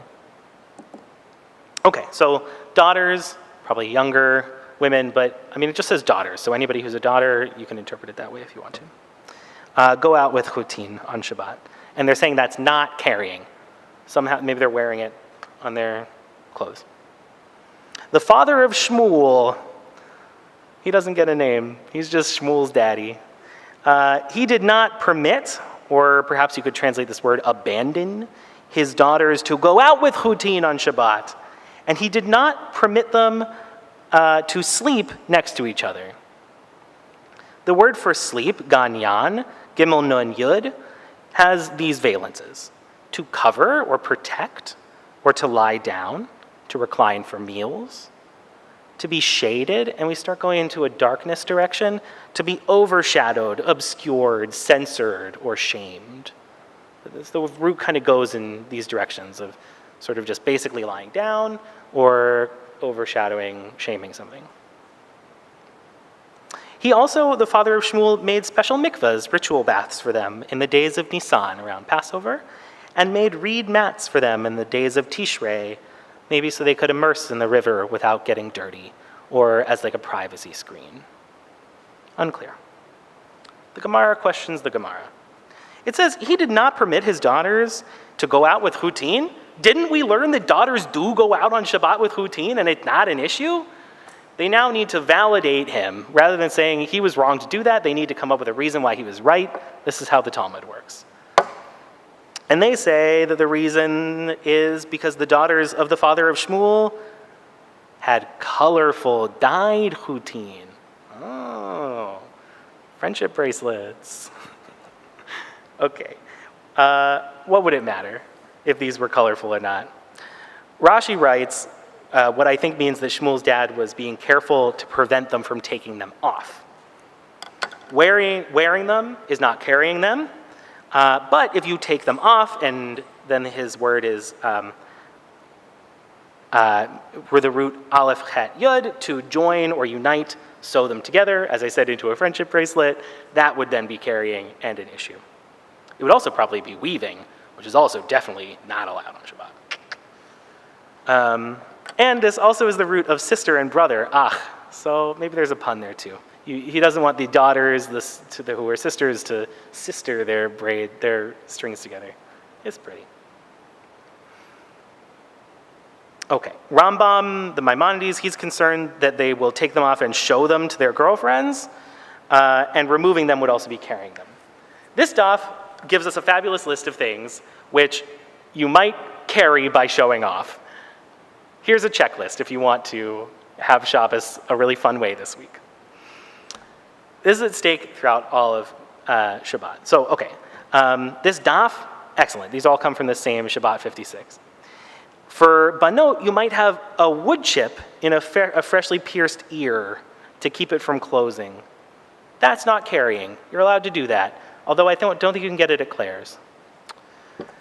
You might put a coin on a foot wound in your shoe, which is allowed, but they debate why it has to be a coin. You might put pepper in your mouth for bad breath, or you might have a gold tooth. Both are allowed. They are not carrying. But the sages say, they explain that it's not carrying because you're not going to take it out. Why? Because they think that anything that makes a woman repulsive or disgraces her, this is that shame part of our Gimel Nun Yud root, comes back, is not something she's going to take off or show off. I disagree. I think we love to show that people we're disgusting sometimes. I don't know. That's what being a human is. But that's the rabbis. And then much, which is a particular kind of wadding that might be in your shoe, in your ear, or used as a menstrual pad. All of them are allowed in a way, if they're secured in a way they won't come off. Rava allows for the menstrual pad much only, actually he allows it not to be tied on because he thinks it's too gross to pick it up if it falls. There's a couple situations of rabbis using much, and it doesn't say if it's in the ear or the shoe or a menstrual pad, which is great evidence if you're trying to find rabbis who might be transgender men. There's a certain absurdity for me for these men to be legislating all of these women's lives, a sort of who asked you. But also how it seems to me that women are just going out on Shabbat with these items anyway, and the sages need to adapt the law to fit the behavior. Or maybe they're saying, we know we're not going to stop you from doing that, but could you please do it in this specific way so we feel involved? This here is from Jacqueline Nichols. Draw Yomi is her practice of drawing a page of Talmud every day. There's a practice of Daf Yomi where you read a page of Talmud every day, and she does the illustration for the Daf. It's a lot of really wonderful artwork. You can see the colorful strings in their ears, and I don't know what they're showing off. Maybe the peppercorn, which I don't know. That sounds like a nice bad breath remedy. I prefer gum, but a little pepper in the mouth, give it a go. It's not carrying on Shabbat. You're good. Unless you're what? Yeah, if you're inside the Eruv, it's all good. Yeah. The Gemara is going to go back to the other point. First, we had the question of, why didn't he let them go have their strings? They were colorful. Ugh, isn't that beautiful to imagine them with their colorful strings? Okay, I think it's a nice insight into the world. It's that question of who would you be in the 3rd century, yeah? They question his idea that he's not going to let his daughters sleep next to each other. The Gemara puts it this way. They say, shall we say that the teaching of Rav Huna supports or aids his position? Rav Huna taught this, that women who masololot with each other are disqualified, pasul, for marrying into the priesthood. And so that's why he did it, they're asking. They're going to say no. This Talmud construction where they say, should we say that this supports his opinion, is always followed by no. So this is how Talmud works. I don't know why they didn't just say, it's not supported by this. They're keeping you hanging. It's for the drama. I've broken the drama. There you go. Masololot is the most euphonic word for lesbian love that I have ever heard. It is disturbing that the sages imagined that Shmuel's father imagining his daughters doing it with each other. My friend Nat suggested that daughters, banot, his banot, could be general here, as in our Mishnah, where it said banot go out with chutin. In which case, I find his paternalistic control over all of the women of the community particularly disturbing. I'm also frustrated, of course, that this concept only comes up in terms of how it would limit one from fully participating in the Jewish community. That out of the way, I would like to share with you what's going on in this root, samech lamed lamed. In its basic sense, it means to swing, or be light, or bound, or rebound. In its intensive form, it means to sport euphemistically, is how Jastrow puts it. He also says to commit lewdness. And there are some places in Talmud where the word is used to describe acts that we really don't want happening, which would happen in any term. A less related samech lamed lamed means to tread or pass or make a path. But I really love the reduplicated. I mentioned this earlier, where you have a root here where it's the first letter and then the second letter is also the third one. You could take samech lamed lamed and make samech lamed, and that's related. It's fun. Which means to swing or lift up again, or to hold in high esteem. And our third word for braiding, to turn or plait or curl the hair. Amazing. I will let you combine these shades of meaning so that you can imagine what they're describing when they use this verb. To me, masololot speaks of light touches, honoring each other and being braided together physically and spiritually. I made a challah. This is my masololot challah. They're two 6-strand fishtail braids, which are snuggling. They're clearly in love because there's a heart-shaped challah next to them. Rashi, in his commentary, he explains masololot by giving his synonym mechachachot. Everyone want to try that? Mechachachot. Okay. Mechachachot has to be the most cacophonous word for lesbian love that I have ever heard. It sounds like you need a cough drop or some lubricant. And indeed, the onomatopoetic chet kaf kaf means to be rough or to rub or scratch, hesitate, hawk, or deride. As a noun, it means a scab or a sore, a cough, or a catarrh, which is a mucosal inflammation. New English words for you. This led me to infer Rashi's thoughts on the matter. But in a less homophobic move, he explains that the reason that women who masololot cannot marry into the priesthood, and he says specifically the high priest, is because they are no longer complete virgins. To be explicit here, even today, people will claim that lesbian sex is not real sex. But here is Rashi, with his gross word in tow, still counting it. His descendants, the Tosafot, disagree with him and say that women who masololot are disqualified from all priests because their actions make them a zonah, which is a word rather used cruelly to refer to sex workers or to mean harlot. Now, say you're in Talmud times and you're a woman of marriageable age. Your father wants you married into the priesthood, but you're in love with your best friend Miriam the hairdresser. I know a great way to make sure you don't have to marry that priest. The one who's messing with animal carcasses all day in the temple. Granted, the temple was destroyed by this point, and it's not clear to me why it would matter if you could marry into the priesthood, or if this teaching even existed 300 years before Rav Huna, who taught it. Let Miriam braid your hair, and you're disqualified from that marriage.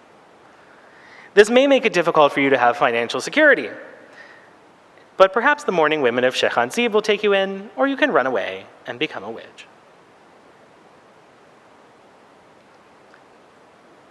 Do the sages consider that Rav Huna's teaching about women masolaloting not being able to marry into the priesthood, is that why the father of Shmuel wouldn't let his daughters sleep next to each other? No, we already said no, this is not the reason. I don't know why they brought it up. That's not the reason. But there you go. He was thinking of how not to have them get accustomed to the body of another. Rashi here comments what I translate as, and she will desire to lie down with a man. Which, if we're talking about Shmuel being overprotective of his daughters, is one thing, and I'm still curious that that's his thought process, that sisters sleeping next to each other will make them want to be with men, but also that Rashi thinks that if gay women are sleeping next to each other, that's going to make them more likely to sleep with men. I don't know where he's getting his research. A word on that another, from the end of that, the gufa nochra'a. Nochra'a means to be unknown or strange, as well as its opposite, to recognize. I love Hebrew. And as a noun, it often means a stranger or a Gentile or a Christian. In many other places, the word has led to Talmud censorship, because the censors were like, we don't want you talking about Christians at all. We're going to censor that. And will sometimes be replaced with another word. And so in this case, most people assume it can't refer to a non-Jew because the context of his daughter is his daughters. But I want to invite an acrobatic reader to find evidence of the rabbis imagining the possibility of mixed faith lesbian relationships.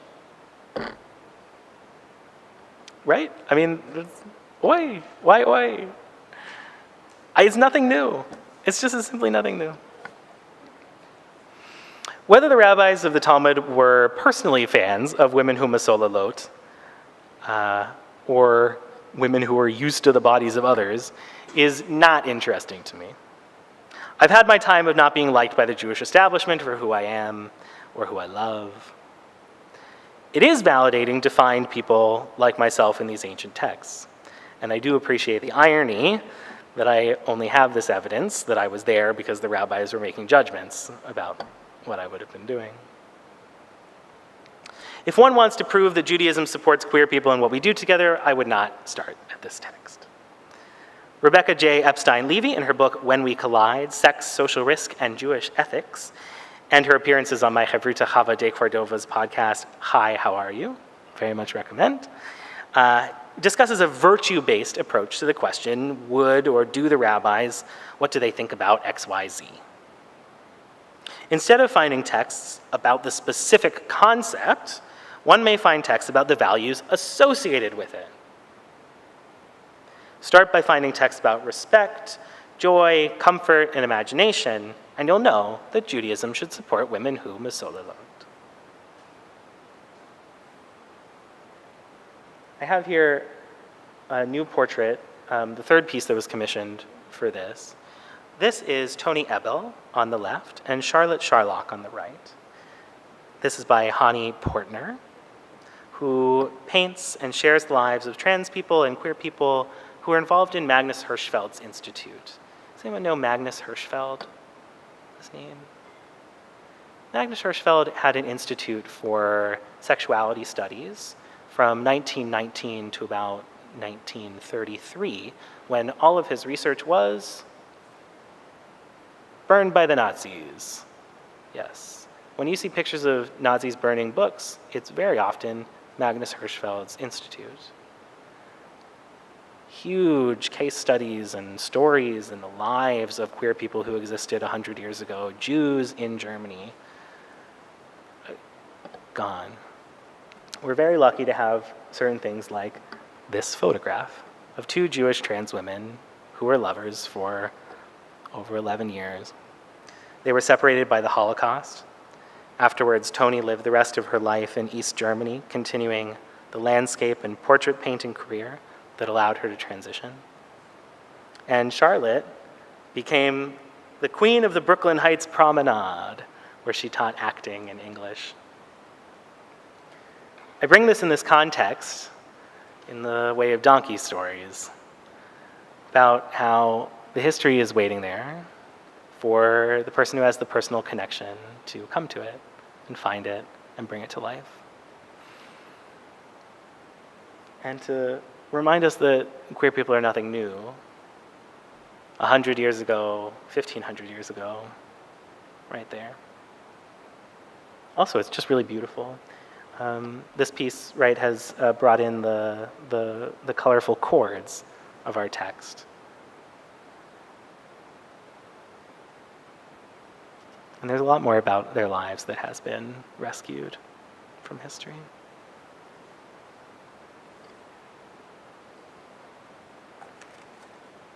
I have some concluding thoughts on the next page, but I want to turn it to all of you. Yeah. What's landing with you?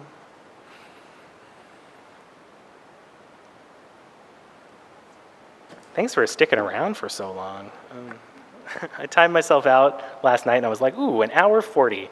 I bet I'm going to go even longer when I'm actually in the room. So inns are amazing.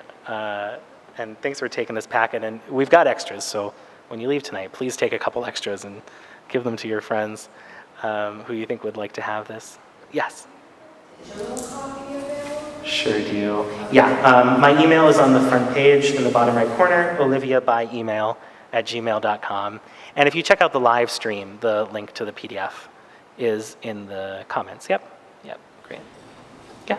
I'm really curious how this photo survived. Yeah, I am too. I actually don't know. But if you check out Hani Portner's Instagram, Friends of Dora, who was another friend of theirs, another trans Jew, you can find out probably. Yeah, it's at Friends of Dora with the underscores. Oh, I see it. Thanks.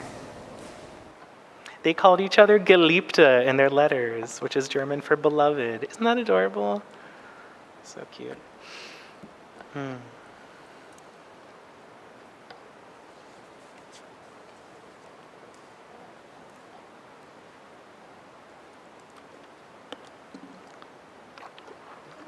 Okay, I'll give you my final thoughts and release you into the night. This Tuesday night, where Agrat Bat Machlat, the demon queen, awaits.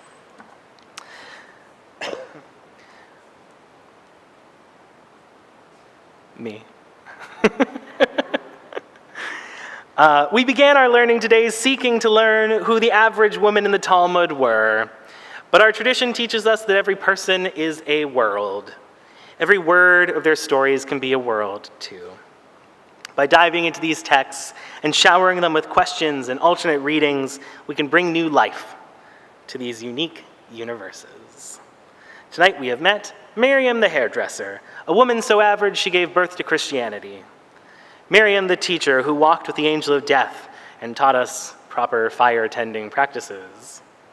Professional mourners in a long line of vocalizing and embodying grief. The women of Shechan Ziv, whose poetic eulogies have kept us guessing for centuries. What lamentations were said for them? We met most women, also known as witches. The Machashefa, invoking demon queens at the crossroads and burning magical incense. Young girls with colorful strings, eager to show off their treasures. And women in love, bounding and sporting, braiding their lives together across time. And fabulous artists who have interpreted their stories into a new medium. Now that you know them all, what will you do? This packet is my gift to you and your communities, that you may pull it off the shelf and share a tale or two. That you may add your questions and understandings to the margins and take off on your own research journeys. May it be that I get to read your discoveries next.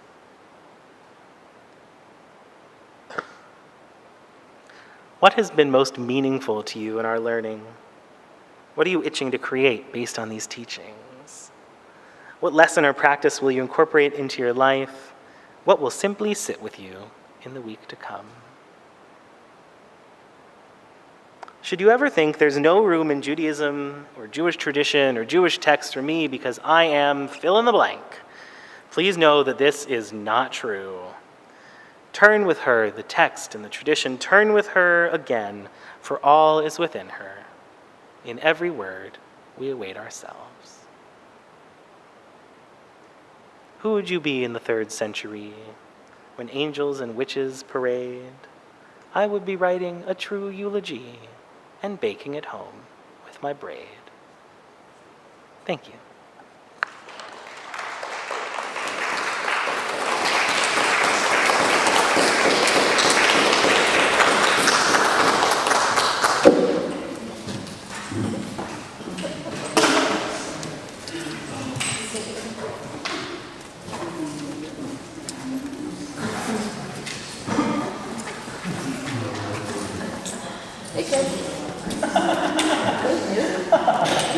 That's for them. It's their job to consider. Yes, please, please. Yeah, if anyone wants to look at the cookbook, it's right here.